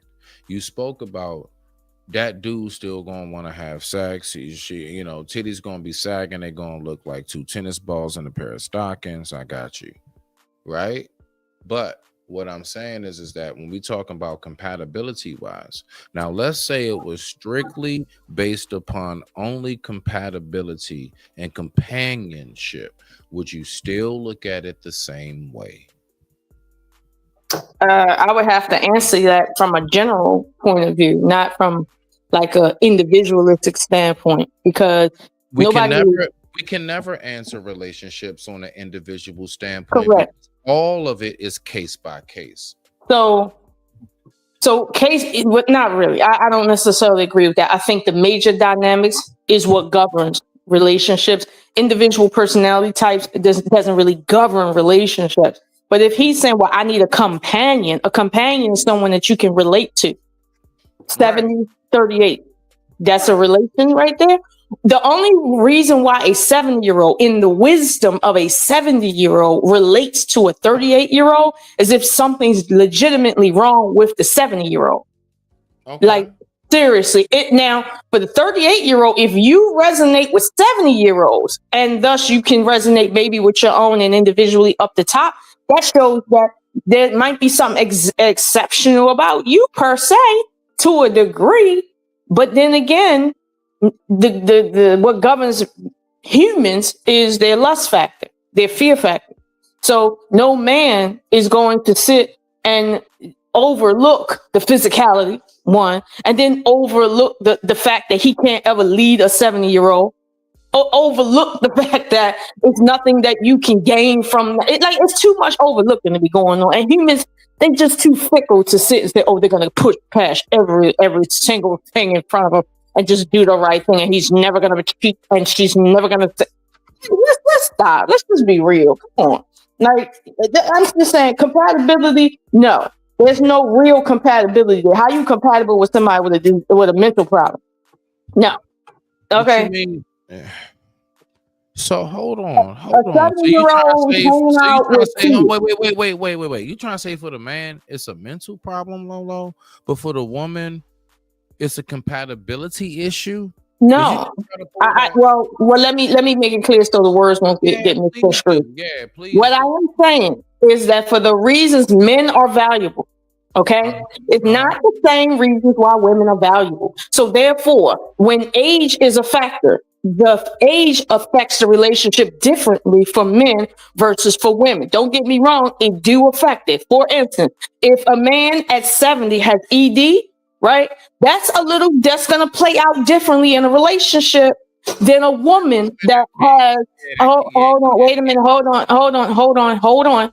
That's going to play out differently than a woman who has fertility issues, that a woman that has vaginal dryness, okay, or anything compatible to ED is going to play out very, very differently, because the dynamics are not the same for men as it is for women.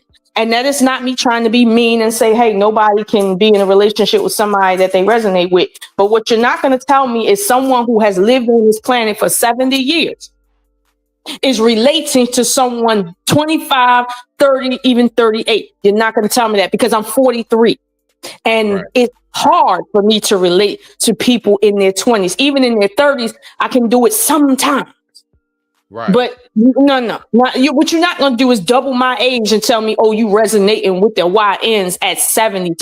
Listen, look, you got a mental disorder and I'm willing to accept that. But no one is having no actual relationship with someone with a mental disorder that does not understand who they are, let alone anyone else. It don't work like that. That's not the formula. Okay. That is usually the formula between people who are just fucking or using each other for money. That's it. A woman can be in a relationship gung-ho with a man with ED because his purpose after it's met, like let's suppose they have a child and he get ED, his purpose is not simply just to have sex. His purpose is to be a provider. He can be a provider upwards of 95 years old. I know a man that is 94. I can't let you get away with that. No, let me finish and I'll let you get away with doing that. I know a man right now at 94 runs his own law firm. He is married. He and his wife is a stay-at-home wife. Okay, he got great grandkids. Okay, he is still the provider in that household. I am sure as hell that he probably has ED, but his functionality in that relationship basically stays the same. However, if a woman was 95 dealing with a man that is 3 times younger than her, she's not fulfilling her role in that relationship simply because of the physicality of it all. So what I'm not going to do is sit and say, oh, I'm just as mad at the woman as I am with the man. No, I'm not, because it's a different dynamic. However, when we start talking about individuals that are not adults, this is where now the dynamics are completely in a whole nother ballpark. We're not talking about, let's say relationship dynamic. No, we're talking about psychological psychosis dynamic. This is where things get real equal. Seriously. So no, I don't have the same amount of smoke, but go ahead. Growing up, I was always told that the women mature much faster than the men. Society inbreeds into our minds that basically women are much more mature than men on a lot of levels, especially when it comes to the intricate aspects of the relationship. And when I say intricate, as in we the ones like, yeah, I'll take the trash out, cut the grass, you know what I'm saying? Heavy lifting. I got the cases of water, babe, all of that other shit, right? But so, what you're explaining right now to me is really throwing off that whole sequence. All right. So I'll break it down. If that's the case, Lolo, then men who actually get into relationships, what it sounds like to me is that you're saying that at the end of it all, we still look to you to be more so of our mother type. We look to you to be more so of our, I guess you can say, like we can pay for things, we can lift things, but you're the brains of the operation. So if how you describe it is that subsequently I'm the brains of this shit, then how the hell am I supposed to ever be seen as the leader if all I am is just your forklift? Like real shit. I digress. My mic is muted. You got the floor. So I never said that men are just tools, essentially. I never said that. I said that their positioning in the relationship is premised around. I was saying based upon implication. It sounded like you were implying. You know that. No, I don't take my words for its implication because I'm spelling it out. Right now, like you just said, that women are mature faster than men, right? Now, that can be explained through evolution, meaning that women care for children more so in the younger years than men. So they would probably be more susceptible to patience, to being able to tolerate loud noises, to being able to watch multiple people at the same time, to being overprotective, to being perceptive of danger, because they deal with things biologically that men typically don't deal with at all. Okay. So let's not get carried away on the maturity thing, because when you really look at, are women more mature? No, they're just more mature in certain areas. That's about it. Like certain areas, sure. And in other areas, hell no. That's what that is. So and let me be clear. When I'm explaining that, older women play a different role, I am acknowledging that there is some level of mothering that men seek from their spouses, but it is not the level of mothering that they actually get from their mother. What men are looking for in terms of the mothering aspect out of women is the ability to nurture their children, is the ability to nurture them in a way that they can, quote, trust you, not to get with another male, just as they can trust their mother because their mother has an innate, let's say, loyalty to them and only them, and not for no arbitrary reason. So this is carryover from the mother, but no man, heterosexual man, is looking to be governed as if he is a child under a mother figure. No man is looking for that level of governance, and that's what defines a mother: the ability to govern your children. So no, that's not what that is. And I'm not saying that you don't know more than me as a man. I'm just saying in my experience. I get you. You know that, fam. You know how we go. Yeah, I got you. But in my experience, you good. It's in my experience, it's elements of one's mother that they're looking for. They're not looking for a Right. Okay. See, man, that makes it so tough. Yeah. All right, Lola, you know what? Yeah, but I'm gonna prove my point right here, because we're gonna listen to what she got to say real quick. You tell me when to push pause. No bull. It's only like what, 10 minutes? We already 2 in. Let's go. The second follow-up question was, do you want to be in a relationship with the person that you have more kids with right now? And the response was, hell nah. She went back to, well, I want more kids. And that automatically let you know that she didn't see a full potential with Jalen Green, but she did see a full potential in having a kid and putting his ass on child support. Damn. Fast forward. Let's talk about September 12th, 2025. They're just coming back from New York Fashion Week outside the Manor Hotel in Soho. And it's around 2 a.m. in the morning. There's a 71 Gin party that was going on, and you see them arguing, and you see. Hold on. What you mean I don't mean that? How does it not mean that? I mean, I don't know. You tell me, love. How does it not mean that? Okay? I'm gonna wait for your response. I got you. Hold on. What is he? I'm not sure of the question. All right. So basically, let's go back a little bit. So basically, the question was if she wanted kids. So let's go back to her actual initial response, so you can get a feel of when she said that's not what she meant in this part of the video. So right here, watch this. Left a lot to be desired. Do you want any more kids, or are you done? Pay attention to how she responds, Lolo, as a woman. Oh yeah, I want more kids. Like how many?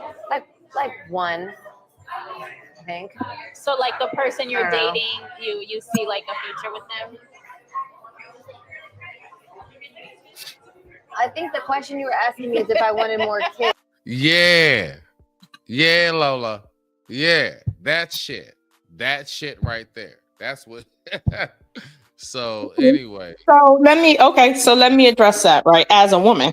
So what I'm looking for as a woman is how she responded. All right, and I'm looking at maybe some unspoken things that most people may not pick up on if they're not a woman. Maybe some men can pick up on. However, when she was asked that question, she said, "Oh yeah, I want." She asked it very, very quickly. Right?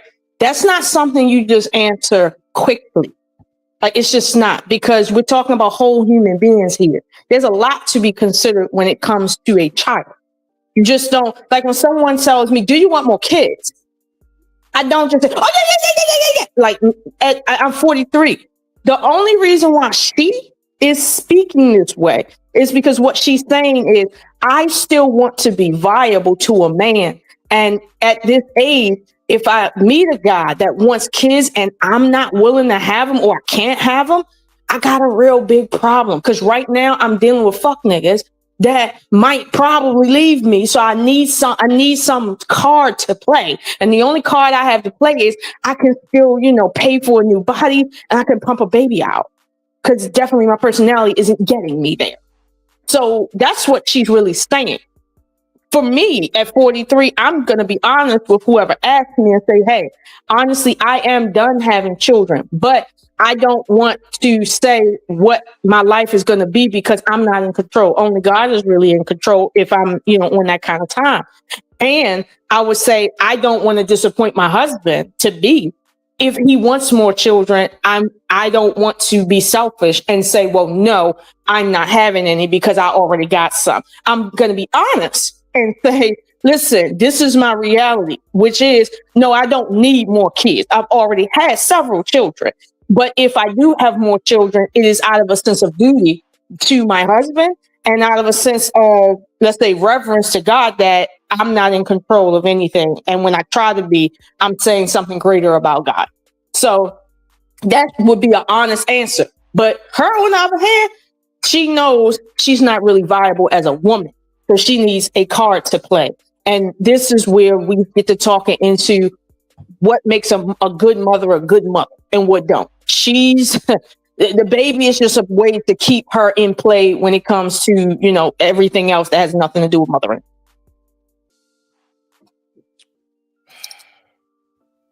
Oh my gosh. All right. You know something? This is one of those moments, and I'm going to use this precaution because I do like to be at least to the degree that I can be, the best example for men. Sometimes women are going to explain things and it's going to be very logical. It's going to be everything that it's supposed to be, but you just may not get it. And I'm just going to be real with you, Lolo. I do believe this is just one of those moments where we just don't get it when it comes to, you know what I'm saying, how all of this worked out. Now, Lolo, before we get up out of here, right? Because I'm getting up out of here soon. I want to give everybody a nice little warm up. What we're going to do is because this video, hold on, because I got you up here with me, fam. So we're going to talk about something because I don't know why you got it out for sis so hard, but you do. And I love it when I'm able to just go ahead and unleash the dragon and allow you to go ahead and get up out of your love experience and just talk your shit and pop your collar, sis. No bullshit. I want us to listen to the first, let me go through this. Yeah, we're going to go through, yep. We're going to go through approximately the first 5 minutes. Oh, shoot. The first 5 minutes and 29 seconds of this video. Now, ladies and gentlemen, we're going to have an actual live coming up next week, if not maybe. Oh, snap. What? Hold on, y'all. We got to give it up for the first lady in the building. I ain't know you was going to do that, girl. Hold on.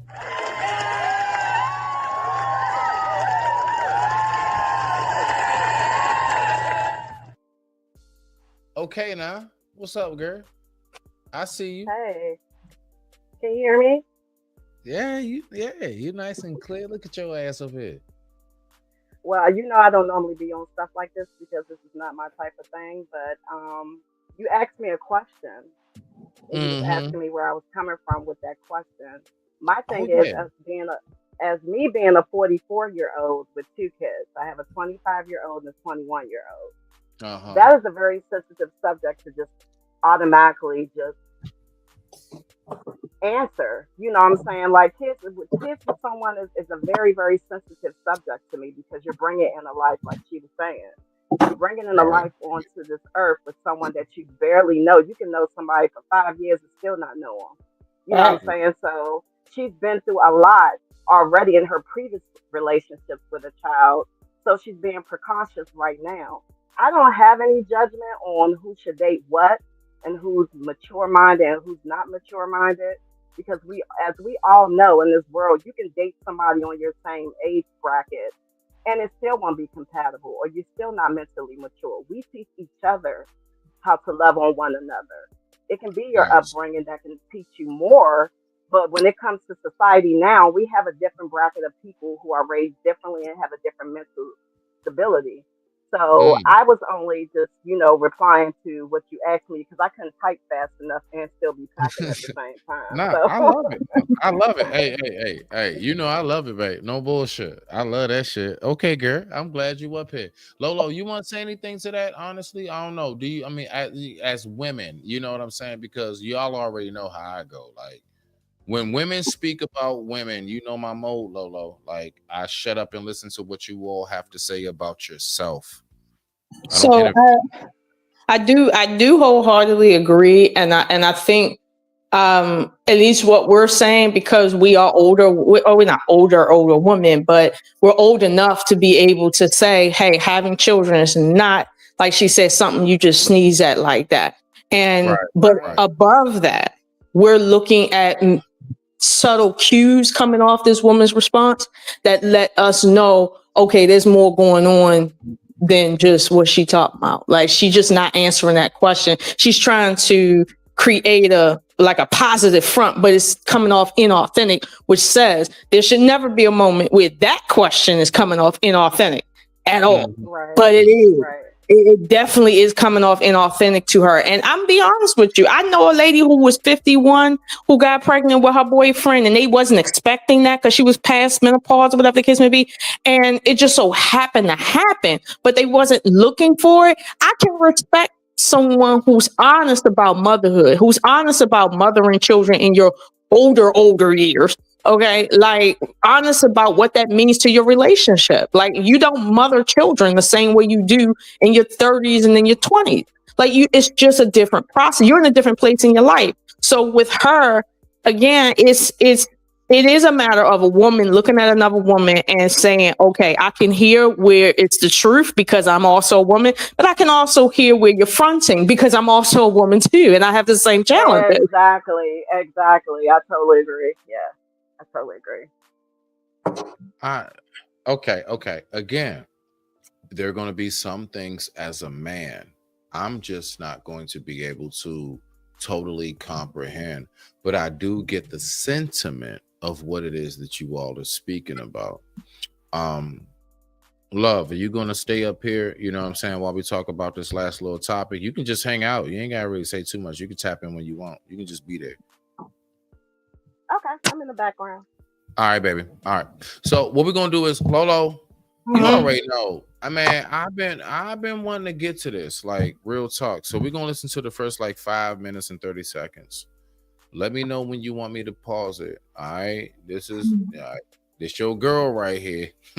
You know what I mean. Let's go ahead and get to it. Yeah, that's right. Title right there says it. Woke TV. What do you think about this and what she says? And from what you know, we've talked about on the back ends when it comes to this right here. Let's go. Foremost, that letter he is holding up, he is severely misrepresenting. Those sentences are real, but I am calling upon Bibi Netanyahu, the dear. So she's in more so of a defense, but she's more so talking about a political side of this that a lot of folks in the Black community have not spoken about.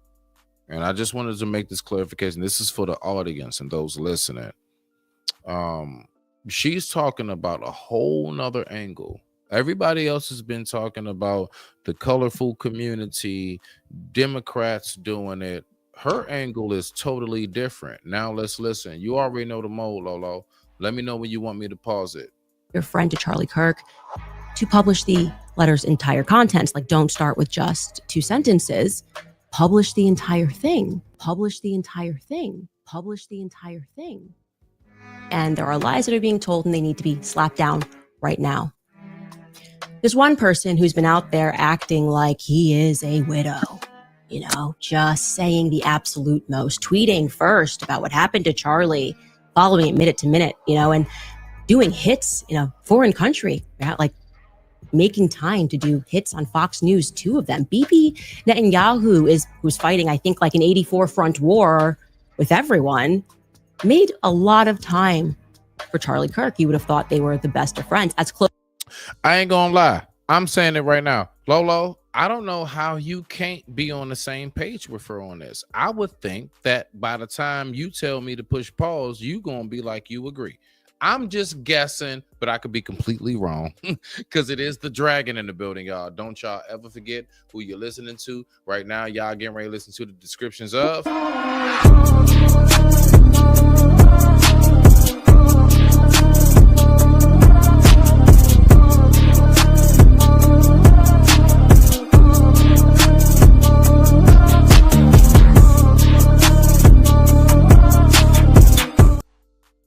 Let's go. Let's get it. That always you can pause it right here. So What? I have watched her live, and I didn't watch it all the way to the end. But let me say this first about Candace Owens. Okay. She got some fucking cojones. Okay, she got some big cojones, like very big. But I'm not surprised because she actually believes in what she says. She ain't a grifter. You might can say she ain't for the black cause. You might can say she's a lot of things, but Shorty ain't grifting. She mean every word of everything that come out her mouth. So for that, I can respect her. Now, I have heard people online saying that she's a conspiracy theorist and she finds something wrong with everything Israel, da da da da. And while I'm gonna entertain that for this moment, right? This is how I'm gonna entertain that. Where's the lie in what she's saying? Because she was very careful not to blame the state of Israel or any particular person.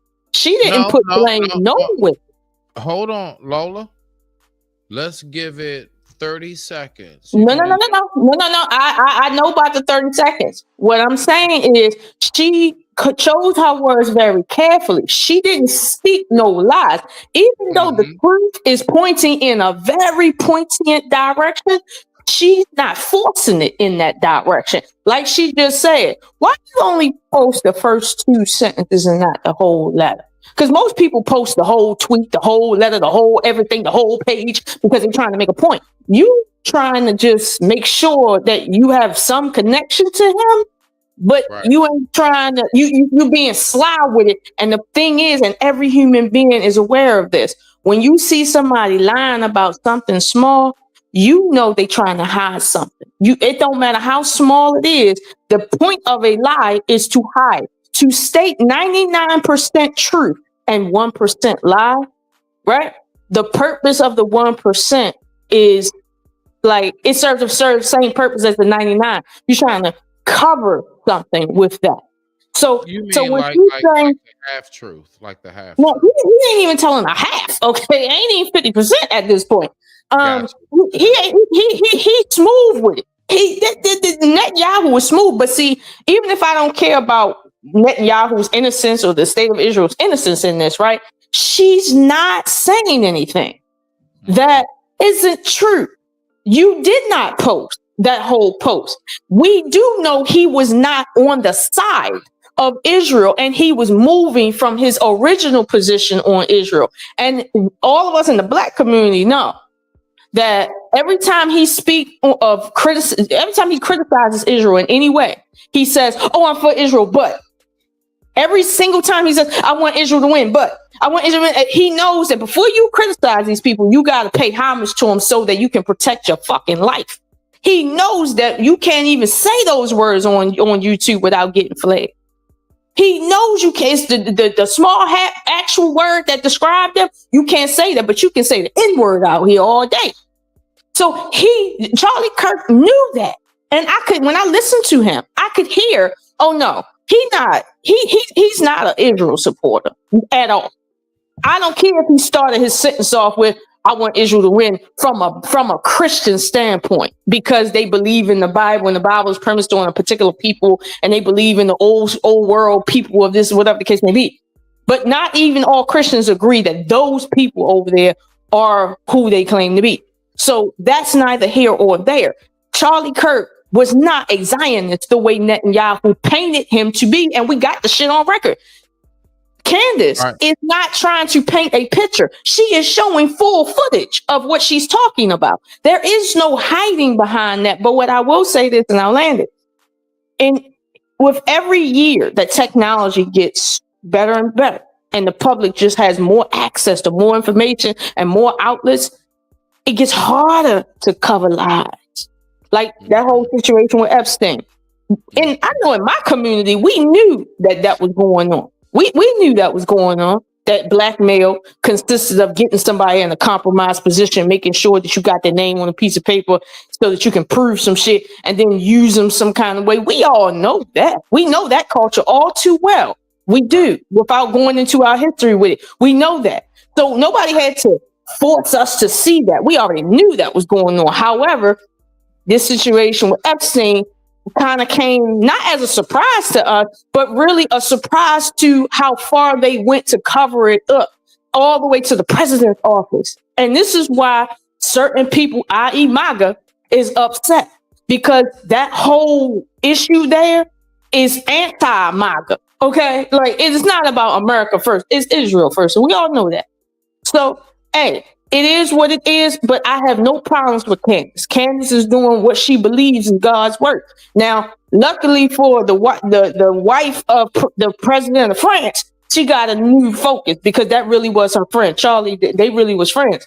So it's a shout out to the president of France's wife for not being in her way right now. But I don't mind what she's saying. I think I wouldn't say I would want her to say all these things, because Charlie Kirk got taken out right for a reason. So she's been teetering that line for a while now. And I just think that she needs to be careful, because I know that she got big balls, but balls hurt when hammers come down on them. I'm just saying. But y'all go ahead.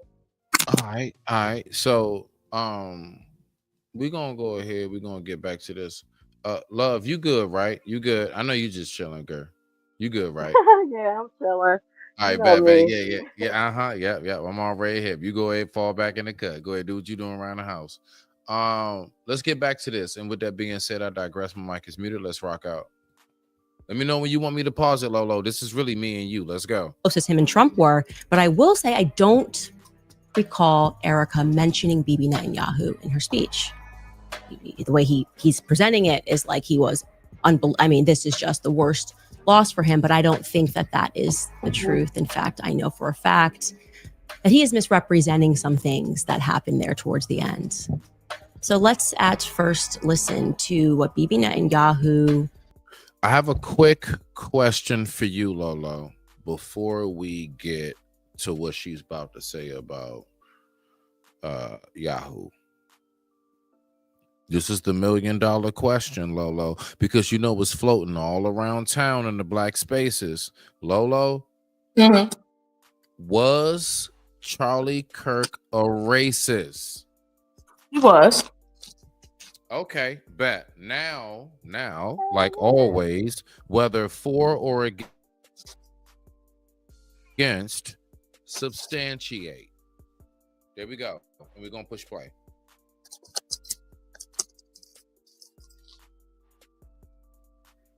Oh, you want me to substantiate that right now? No, Lolo. What I want you to do is I want you to substantiate it tomorrow after the live is over. Don't do that. Do not do that. I'm just saying. You know how I go. The fuck? Okay. It's been a long day. Yes, tonight. Yes, tonight. So here's the thing, right? There's certain things based on the definition of prejudice versus racist. You see what I'm saying? He has said things that fall within the definition of racist, meaning that it is not simply a matter of his preference or prejudging or none of that. He has stated things openly that has been disproven by science, by even law, and he has stated it with the intention to, let's say, push the narrative that white people are inherently more human or better as humans than any other group. And science has proven that that is not the truth. Like, I don't even want to throw up any of our scholars, our black scholars. You see what I'm saying? No, Lolo, I got you right here, and that's such a great segue because I was going ready to write the question down, but since I got it in my head, so look, right. So let me ask you this. So Dr. King, and he was offed because apparently he had a message. Do you see it as the same? A lot of people are making the comparison just simply because of how the actual physical act of it all played out. But do you see it? Wait. To land it, just in its full. Do you see it in the same symbolic? There we go. Is the symbolic message the same? Now you okay. And I'm gonna say this carefully. With the small hats, right? They don't make statements publicly. That's not their MO. Now, with your regular schmegular, you know what I mean, white, you know what I mean, skinhead, they want to make an open statement because they got something to prove to somebody, right? Whereas with the small hat, they don't got nothing to prove to the masses because they literally has nothing to prove to the masses. Okay, the proof is in the pudding, quite literally. But what they're doing is making a concerted effort for their benefit. They're not concerned with everybody understanding that this is for their benefit. That's not what they're concerned about. Because I heard someone say that why when people assassinate people, they want other people to know, hey, we making a statement. And it's like, if you study how these people move, clearly they don't move like that. That's not their motivation. And every time somebody is assassinated, it's not assassinated with the same motivation. It's just not. However, if we do want to connect Charlie Kirk to King, and I'm going to go as far as to say Kennedy, right? We spoke before. There is a connection there, but I don't want to keep belaboring the same point with the same words I've already said.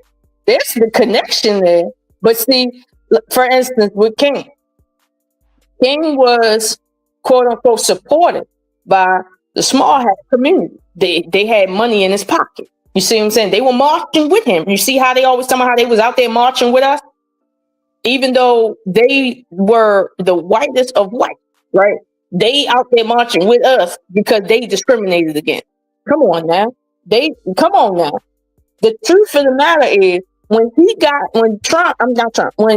King got to talking crazy about what was going on in them other countries, and he started to act like I'm gonna reach out and make a movement, an international movement. Now you fucking with certain people's pockets. And I'm not going to keep on stating the same people over and over again that had their money on that war over there. And like they say, follow the money.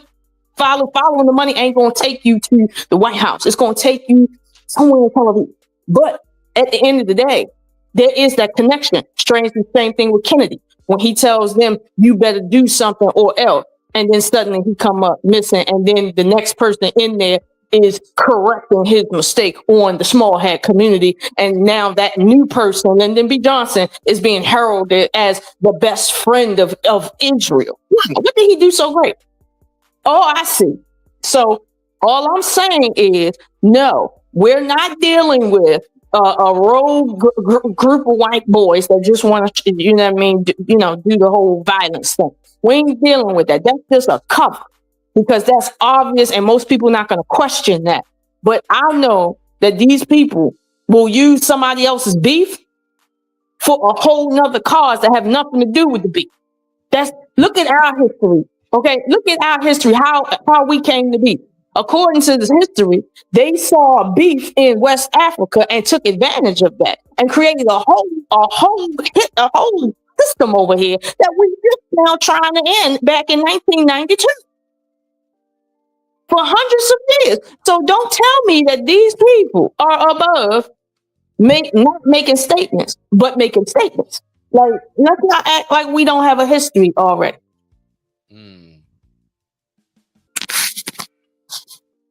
I'm not MAGA. I'm definitely not a MAGA person, not because I don't want the country that I was born in and my ancestors are buried in to not be great. However, I don't believe that we was ever a nation where we was at our greatest. I don't believe there was ever a point there, just from the founding all the way up to yesterday.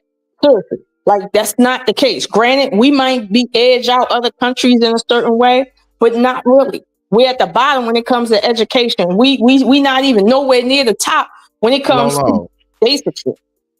Lolo, let me go ahead and talk about something that we never talk about. Okay. All right. You want to know something that we talk about that we never talk about? Hold on. Wow. There we go. There y'all go. You know what I'm saying? I like to see my family. Look. We know about African American and then indigenous, Native, Black American, however you want to word it. We always talk about the beef between Black Americans and whites, Black Americans and everybody else. It's never been no talk about the Black Native Americans who were snuffed out, and our image has been totally decimated by those who are more so of the Caucasian mix and breed as well as Asian. For some reason, we got a beef with everybody on this land except for those who stole our image. For some reason, in Africa, there's a beef with everybody else on planet Earth except those who stole the image of true Egyptians. Yeah, I just said it. Yeah, I know. Let that sit just for a second. Well, I'll say this. That is something that is a conversation that no matter what we say, from my experience, the only traction that it gets is within our community. It seems that not too many people are fond of that conversation because the implications is too much. Because now they have to rewrite more than a few histories to understand the truth of that matter. And what I mean is, if we said, listen, people that look like us did not come from Africa. We were already here on this landmass prior to anything you understand about Africa. Now we got to rewrite theories, theology. We got to rewrite all of the sciences.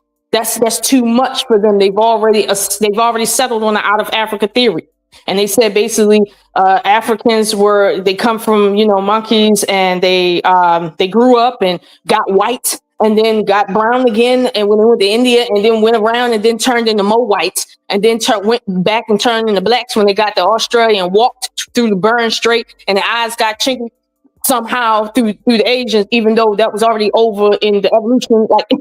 Like there's too many sciences according to the mainstream that has to be rewritten for them to take that conversation seriously. However, when you look at the memoir from Christopher Columbus, the Jew, that guy, the Spanish Jew, he wrote that he'd seen negros, not natives that were different from him, and he didn't understand that they look so different. No, he was very used to what he saw when he got here. Now, you tell me, he got here in what year? What 14? What year was that? All right. So he's telling you, I've seen Negroes, not dark-skinned people that look like they could be Arabs. You know what I mean? White Arabs, not pinky-eyed dark. No, he's seen Negroes. Now, people say that, well, you know, the white people lumped them all together. No, that's not what that was, not in the very beginning. Nobody was lumped together in the very beginning. That got lumped, that happened much later when the antebellum South got real big in terms of business. Like they didn't care. So, and they have ran all of the natives completely off the land within those 13 colonies. So, what I'm not going to do, right, is pretend that when we say, hey, we are indigenous to this land, we got caught up in some stuff, but y'all just calling everybody the same, and we were already here before the Asians came across the Bering Strait with that straight hair, no chinky eyes. We were here before them. When we say that shit, now we talking about some real problems. That goes beyond the problems that Kansas is dealing with right now. Okay? So I'm just being honest with you. We got some shit. Let me ask you this question. Ashay Goddess, I want to ask you this question, Goddess. Do you believe that overall Black people have an identity crisis and we don't know our true value, where we came from, and what our true history is? Do you believe that there's an identity crisis in the Black community? It's a lot going on with our Black community, for real. It's not just that, but to be honest with you, yeah, I really do. Because I mean, this is like I'm a type of person, I'm not politics, but you know, I don't do a lot of this type of conversation because, you know, All three of come us from different don't. backgrounds, yeah. Yeah. But other than that, I do think it is an identity crisis with some of us, yeah. Do you believe that possibly Black people have more? All right. So is your view personally, we have more power than we actually extend and use, or do you believe that we are suppressed in the power that we can use? I believe in both. We do have, some of us don't know our power, you know, on how to use it and when to use it. And when we do use it, we are forced to be reckoned with. You know, it's just all about the mind, you know, and how grounded you are. I like that. Okay, now we're gonna listen to this last couple of minutes. Like, again, we're only listening to 5 minutes in this, so we're just gonna, you know, let me know when to push pause. I wanted to play as long as it can, just kind of let that play through so we can get through this little segment and everybody can have a good evening. Let's rock out. Less than 24 hours after Charlie died, what Bibi Netanyahu had to say on Fox News. Take a listen. Oh shit! You've worked hard to get to. Okay, now, so what we're gonna do is we're gonna just bop. Yeah, just hold on tight real quick. We're just gonna, you know what I'm saying, real quick. We're just gonna take a little, you know what I'm saying, commercial break. Bop. Remember the day I found myself swimming in the cool waters of the East River. With your feet in the air and your head on the ground. The world above seemed to fade away.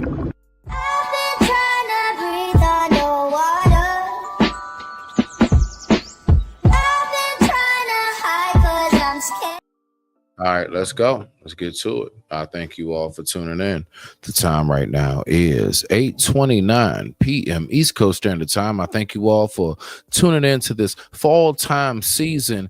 Kids are back in school. Summertime is over. Let's get it. Broken. Myself, my wife, my family, my son, actually, on his 2019 visit to Israel, had lunch with him and his wife, Erica. We're shattered first as human beings because a great human being has been taken from us. Was an extraordinary friend. You know, he said, he wrote me a letter on May 2nd this year. He said, one of my greatest joys as a Christian is advocating for Israel. Take your notes down, Lolo. I know how you go. Just take your notes down. I'm going to pause it. And forming alliances to defend Judeo-Christian civilization. A few weeks before the tragedy yesterday, I called him and I spoke to him and I said, please come to Israel. I invited him to Israel. And sadly, that visit will not take place. But he was a defender of our common Judeo-Christian civilization. He was unbelievably excited to walk in the footsteps of Jesus here. He valued our bond, the bond between America and Israel. He did so many things to defend free speech. He had his truth. He stood up for it. But he said, you can come and debate me. He invited that debate. He certainly didn't invite the violence, the horrible violence that tried to silence him. And, you know, this is a worldwide problem. The people on the extremes, the Islamists, the radical Islamists, and their union with the ultra progressives, they often speak about human rights. They speak about free speech, but they use violence to try to take down their enemies, whether it's President Trump, who's been almost assassinated twice, or, you know, they try to kill me here too. But they got Charlie Kirk, and it's just heartbreaking. Who is they, BB? Who is they who got Charlie Kirk? We don't have to actually speak conspiracies. I'm just wondering, because you said a lot there, but it really sounded like it was about BB trying to establish a narrative that we saw reinforced by a lot of people, that, you know, Charlie kind of made it almost sound like he died for Israel. I mean, Trump's account even tweeted out a photo of Charlie and an American flag and also an Israeli flag, a bit of AI used, you know, like this is just who Charlie was. He says Judeo-Christian values. He spoke to him 2 weeks ago. Again, you would think he was busy fighting this 97,000 front war, but no, he's letting you know that he just randomly picks up the phone and calls Charlie Kirk and invites him to Israel. Got you. Yeah, I got you, fam. I heard you. Go ahead. So the part that when Netanyahu read where he said that Charlie Kirk wrote him a letter, okay? And the context was debate, right? Right. And the purpose of the debate is to protect Judeo-Christian values. That tells me everything I need to know. Because anybody who knows anything about Judeo-Christianity versus Judaism, right? You know, even though it's real close, they sit real close to each other. One ain't on the other one's wrong. Let's just say that. So when you got a Judeo-Christian trying to contact the president or the prime minister of Israel to debate him on some disrespectful shit, okay? And instead of Netanyahu saying, sure, let's have a debate like I did with Officer Taylor, right? He says, why don't you come out to Israel? Now, last I heard, every time somebody say something crazy about in let's say in opposition to Israel, they got to take a trip to Israel. As if anybody needs to go to Israel to understand what we see on the news. Right. So that tell me that, oh no, this was a hostile conversation. Because let me tell you something, right? Judaism and or their practitioners are not here to protect Judeo-Christianity. And that's something, when you really get into the weeds of that, you understand very vehemently that the only purpose Judeo-Christians serve for these people is to create, let's say, a stronghold against, basically use them as pawns against people who actually outwardly, right, don't accept them based on what they do in the world. So it's not like they really believe in, like he said, you're going to walk in the footsteps of Jesus. Ask any of them how they feel about Jesus, though. And they're going to say some of the most disrespectful shit you ever heard. I have seen it with my own eyes. So so this is the funny part. Like, he's like, you gonna step in the footsteps of Jesus. Nigga, he called you to debate you on Israeli politics. Period. That's why he called you. That's why he wrote you. Because he wanted to do it. Small hat politics. You good, Lolo? That part. Yeah. You good. You know how they got. I mean, it's just so damn petty. Go ahead. Now, I'm gonna be honest. I'm gonna be honest with you. This makes me wonder, how did Officer Tatum get an interview with the Prime Minister of Israel, Officer Tatum, and not Charlie Kirk? How? Huh? Hold on. You say who? Officer Tatum, the loudmouth black dude always talking about how messed up black people is united to the white woman. Him. How is it that he gets an interview that he wasn't even really looking for from Netanyahu, but Charlie Kirk got to write him, and before a debate happened, Charlie got to take a trip to Israel? Are you kidding me? But what's funny is I know that he didn't take that trip, but according to Candace, because I seen this video, he declined. Okay. He said, "No, I ain't going out. That don't sound like no easygoing letter. That sounds hostile like a motherfucker. I ain't going. Yet you come out here and get in the walk of Jesus. Hell no, Netanyahu. I want to debate you. Fuck that shit. That don't sound like no nice letter to me." So I believe Candace when she say, "Listen, tell that nigga to post the whole shit. And if we find out his doctor, because okay, I know he didn't just send you the letter. He sent it to somebody else. A copy exists somewhere because he know how y'all do. He know. He in government. He know. Don't play with my intelligence." That forget what Candace said. I can hear the hostility in what he's saying. Like, he really think everybody dumb. Please.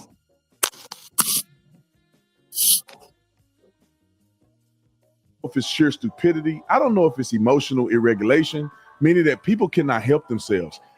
The person shot him, seen running from the scene on surveillance, ditched the weapon, DNA, fingerprint, shoe impressions, confessions, and they just breaking news. He just confessed online. But for everybody out here pushing conspiracies, get your head out of your Elijah Schaefer. I'm gonna call some of these people by name because the most egregious that I've seen. Want to request camera footage from Turning Point USA for some conspiracy. What like have you guys ever been to a Charlie Kirk event? These are staff members. They love the footage. And go ahead, Lala. So he just lied. He just lied. For those who not hip, you know what I'm saying? That's Officer Tatum. Okay, this is Officer Tatum. Okay, we don't really need to see much more of him. He's a retired officer or a failed officer. I don't know. But what he just said was, don't laugh. What he just said was, we got a confession. Nigga, ain't nobody got no confession. I know what he talking about. The confession is his roommate, who was in the process of getting becoming trans, said that he said something online over the phone or on Facebook. That's not a confession, you dipshit. That's not a confession. We don't get confessions from witnesses. That's not what we do. And even if we did get a confession, even if we did get a statement from a witness, that statement has to go through the process in court for cross-examination, because look at what we're talking about. Somebody sent something on a text message. What text message was that? How we know what he meant by that? Like, did he have a chance to rebuttal? Like, we don't operate like that here in America. We don't operate like that. So this is how I know this dude is really, really, really down for the small hat cause. He might as well put one on at this point, because what you're not finna tell me is, as a police officer, he sat and made the grave mistake of calling a witness testimony a open statement from an assailant. Come on now. Come on. Lola, the fact is this, that a lot of people do have their certain viewpoints on what it is that took place. Now, what it is that I notice is this: I do recognize that there is a lot of uproar that is coming. There's a lot of uproar that's coming from the Black community that did not come before. Now, the thing about it is this: it's not about if it didn't come from us before, as some people would say. It's more so about what has been the overall accumulation as what has taken place. Now, this is my main thing. Lola, as the Black Pantherist that I know that you are, I mean, do you agree with Political V? Do you agree with it? What you mean? Political Vio. Political V. Come on, put it together for me. Unless I just gotta be nasty with it. Do you agree with political violence? Do you believe in eye for an eye, tooth for a tooth? If they get our Dr. King, then we should get their whoever.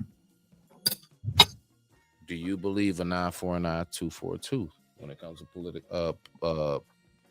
political views on all levels and measures? Not just I'm gonna get you back with a tweet.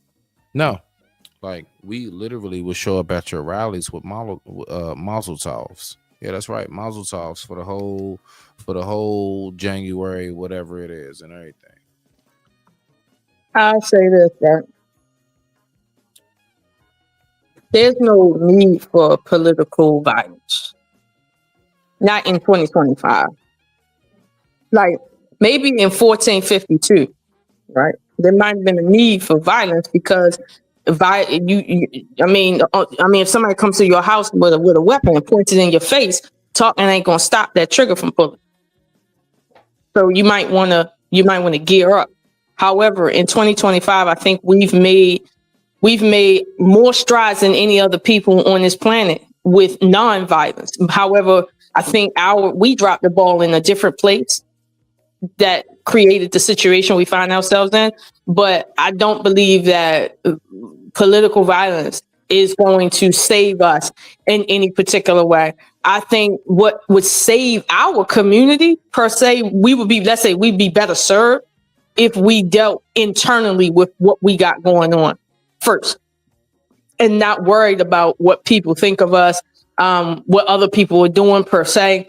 I think if we did more internal, cleaning, we would be better off financially, one, and then communally. I think we'd be better off. So there's no need for us to say, for instance, to Charlie Kirk, you can't talk to us like that. You can't say those things. Listen, no matter what you think about the small hats, it's fuck you, pay me. No matter what you think, they still move forward. So I think, like my father say, do as they do.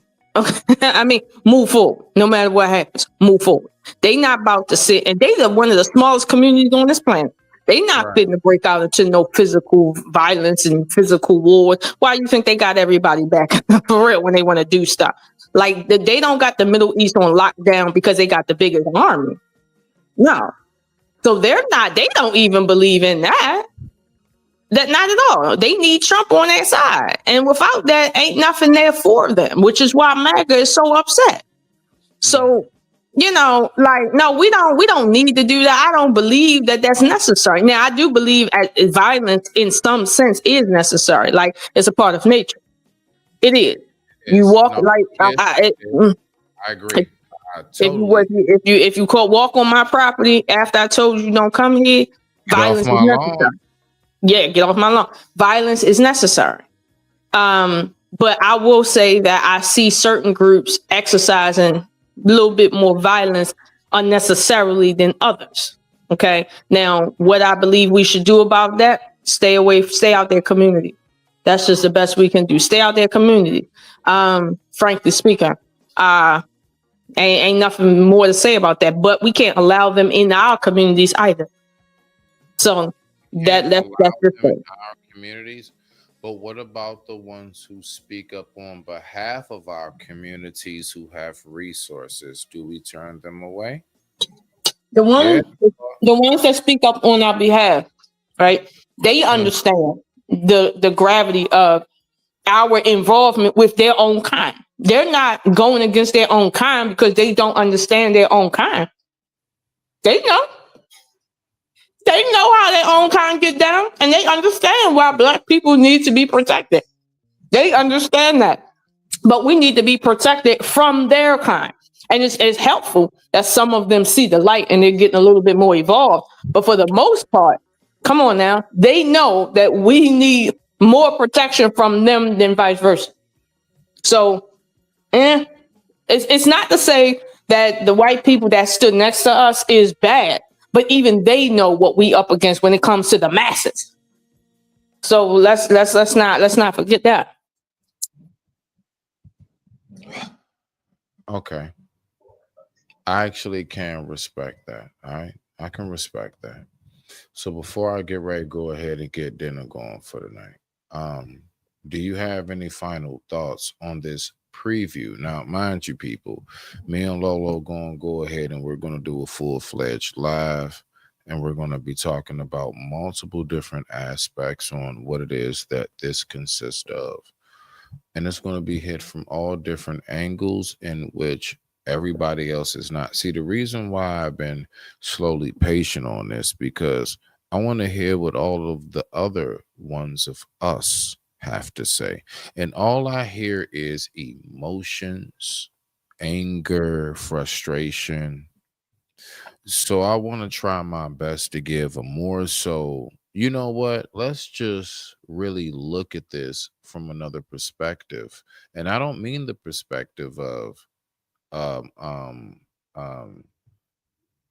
agreeing with, right? I don't mean the perspective of, like, you know what I'm saying, I'm gonna go ahead and give silence to such activities in which was going on. What I really want to speak about more than anything is how much does what this happen really affect us, and how much are we allowing it to affect us? I'm not looking at what really took place. I'm looking at what the reaction is. You know, the cause is one thing, but the effect is the determining factor. Lolo, what are your final words behind that before we get up out of here? The final words is everybody's entitled to their opinion, but you ain't entitled to the response. Now, some of us got more stake. Well, let's say they got more dog in the fight than others. Some of us, like Candace, they got more dog in that fight. But I'll say this, as my ancestors said, white people problems, okay? We got our own problems. And as Jesus said, take the plank out your own eye first before you worry about what the fuck else is in somebody else's eye. And that's what I think we need to do over worried about, you know, white serial killers. None of that. Like, white serial killers, strangely, don't come into certain neighborhoods, okay? Strangely. So we don't really have that problem. But when it comes to their children and some weird thing that they got was sitting outside of schools, that is their problem. But I don't know how they fit to fix that, because they got a whole lot of internal problems over there that's never going to allow that problem to be fixed. So I could care less about the gun violence situation when it comes to their community. It's never going to be fixed because they don't see each other as monsters who do monstrous things. They only see other races of people as monsters that do monstrous things, and then they want to fix something. When Black people were being violent because of the drug epidemic, they figured out a way how to get us off the street. Okay, so now it's like suddenly it ain't the same. But that's fine. We got our own internal problems. I'm not about to overly care more about this, why this one person, you know what I mean, got assassinated versus another. Like, not overly, because they are very clear on the problems that they created. This issue with the small hats running things that they ain't supposed to run and stuff like that, Black people didn't cause that. That ain't what we did. That's their problem, and they're gonna have to fix it. Ain't nothing we can do to fix that problem because we didn't create that problem. We're victims of it too. So that's all I'll say on that. Well, I love us. I love us so much. Lolo, you already know. I'm going to go ahead and give you your outro so you can go ahead and get up out of here. I thank you so much for gracing the stage as always, fam. You're always a blessing. You give such wonderful commentary. And with that being said, I digress. Her mic is muted.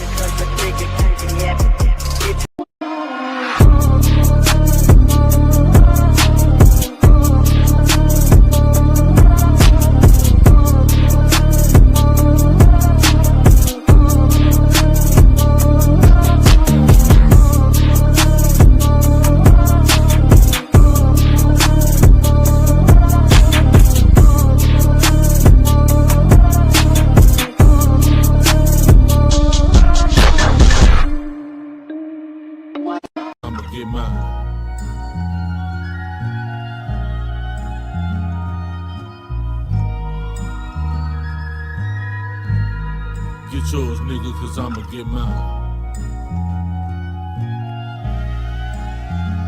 Today gonna be a good day. Jack gon' keep it playing from the Genesis. As I'm blowing dope, being broke, my only nemesis. Remember when it wasn't all good, I used to reminisce. Felt like I was going through hell with no deliverance. Niggas throwing salt in the game, condoning ignorance. But when it's really in you, not on you, we know the difference. Nigga ain't no willing and dealing, we really killing shit. My brother passed a shooter like Luka, he gave me sentences. Nigga, I was Dennis before you knew what a menace is. Now I just spread love to these bitches, ho, I'm a feminist. Way they running back to the dick, they think they Emmitt Smith. No real player gon' break it, that shit be imminent. Yeah.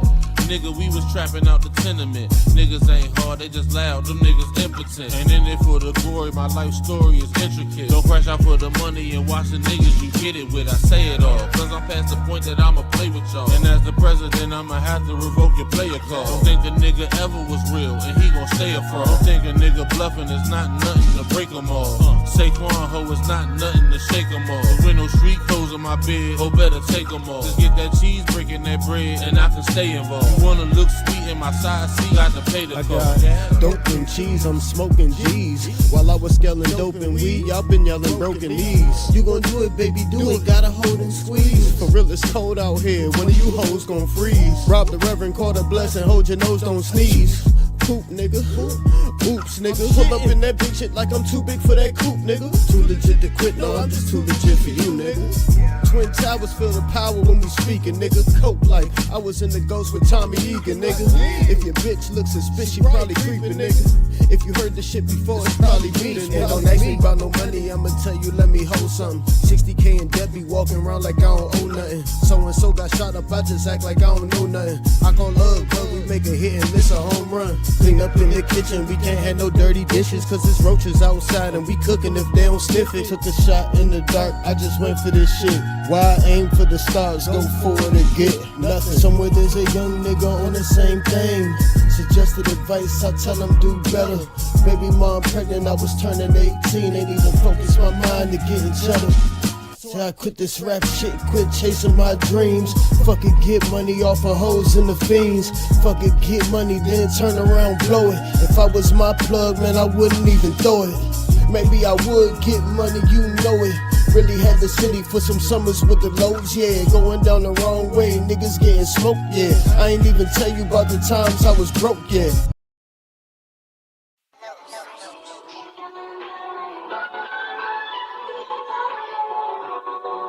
To be honest, my nigga, the block probably was my first love.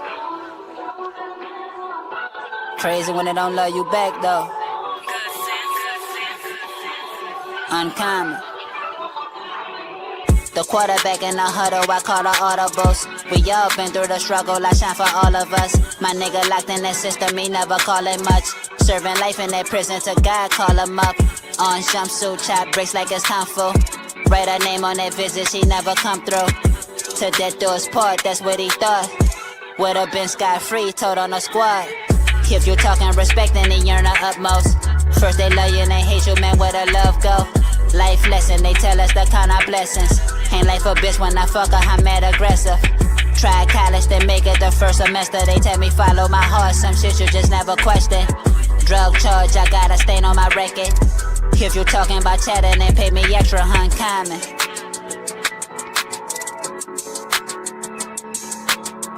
First they love you and they hate you, man, where the love go? I guess they don't love me no more, I'm uncommon.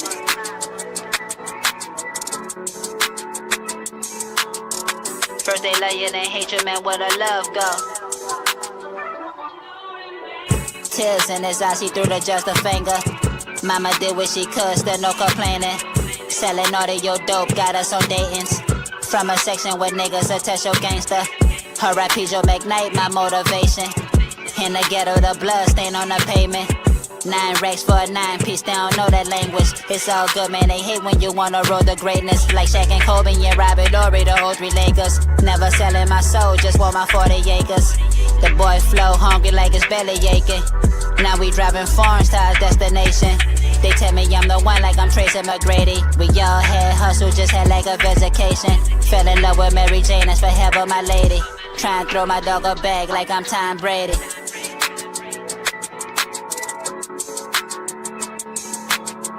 First they love you and they hate you, man, where the love go? I guess they don't love me no more, I'm uncommon. My mic is muted.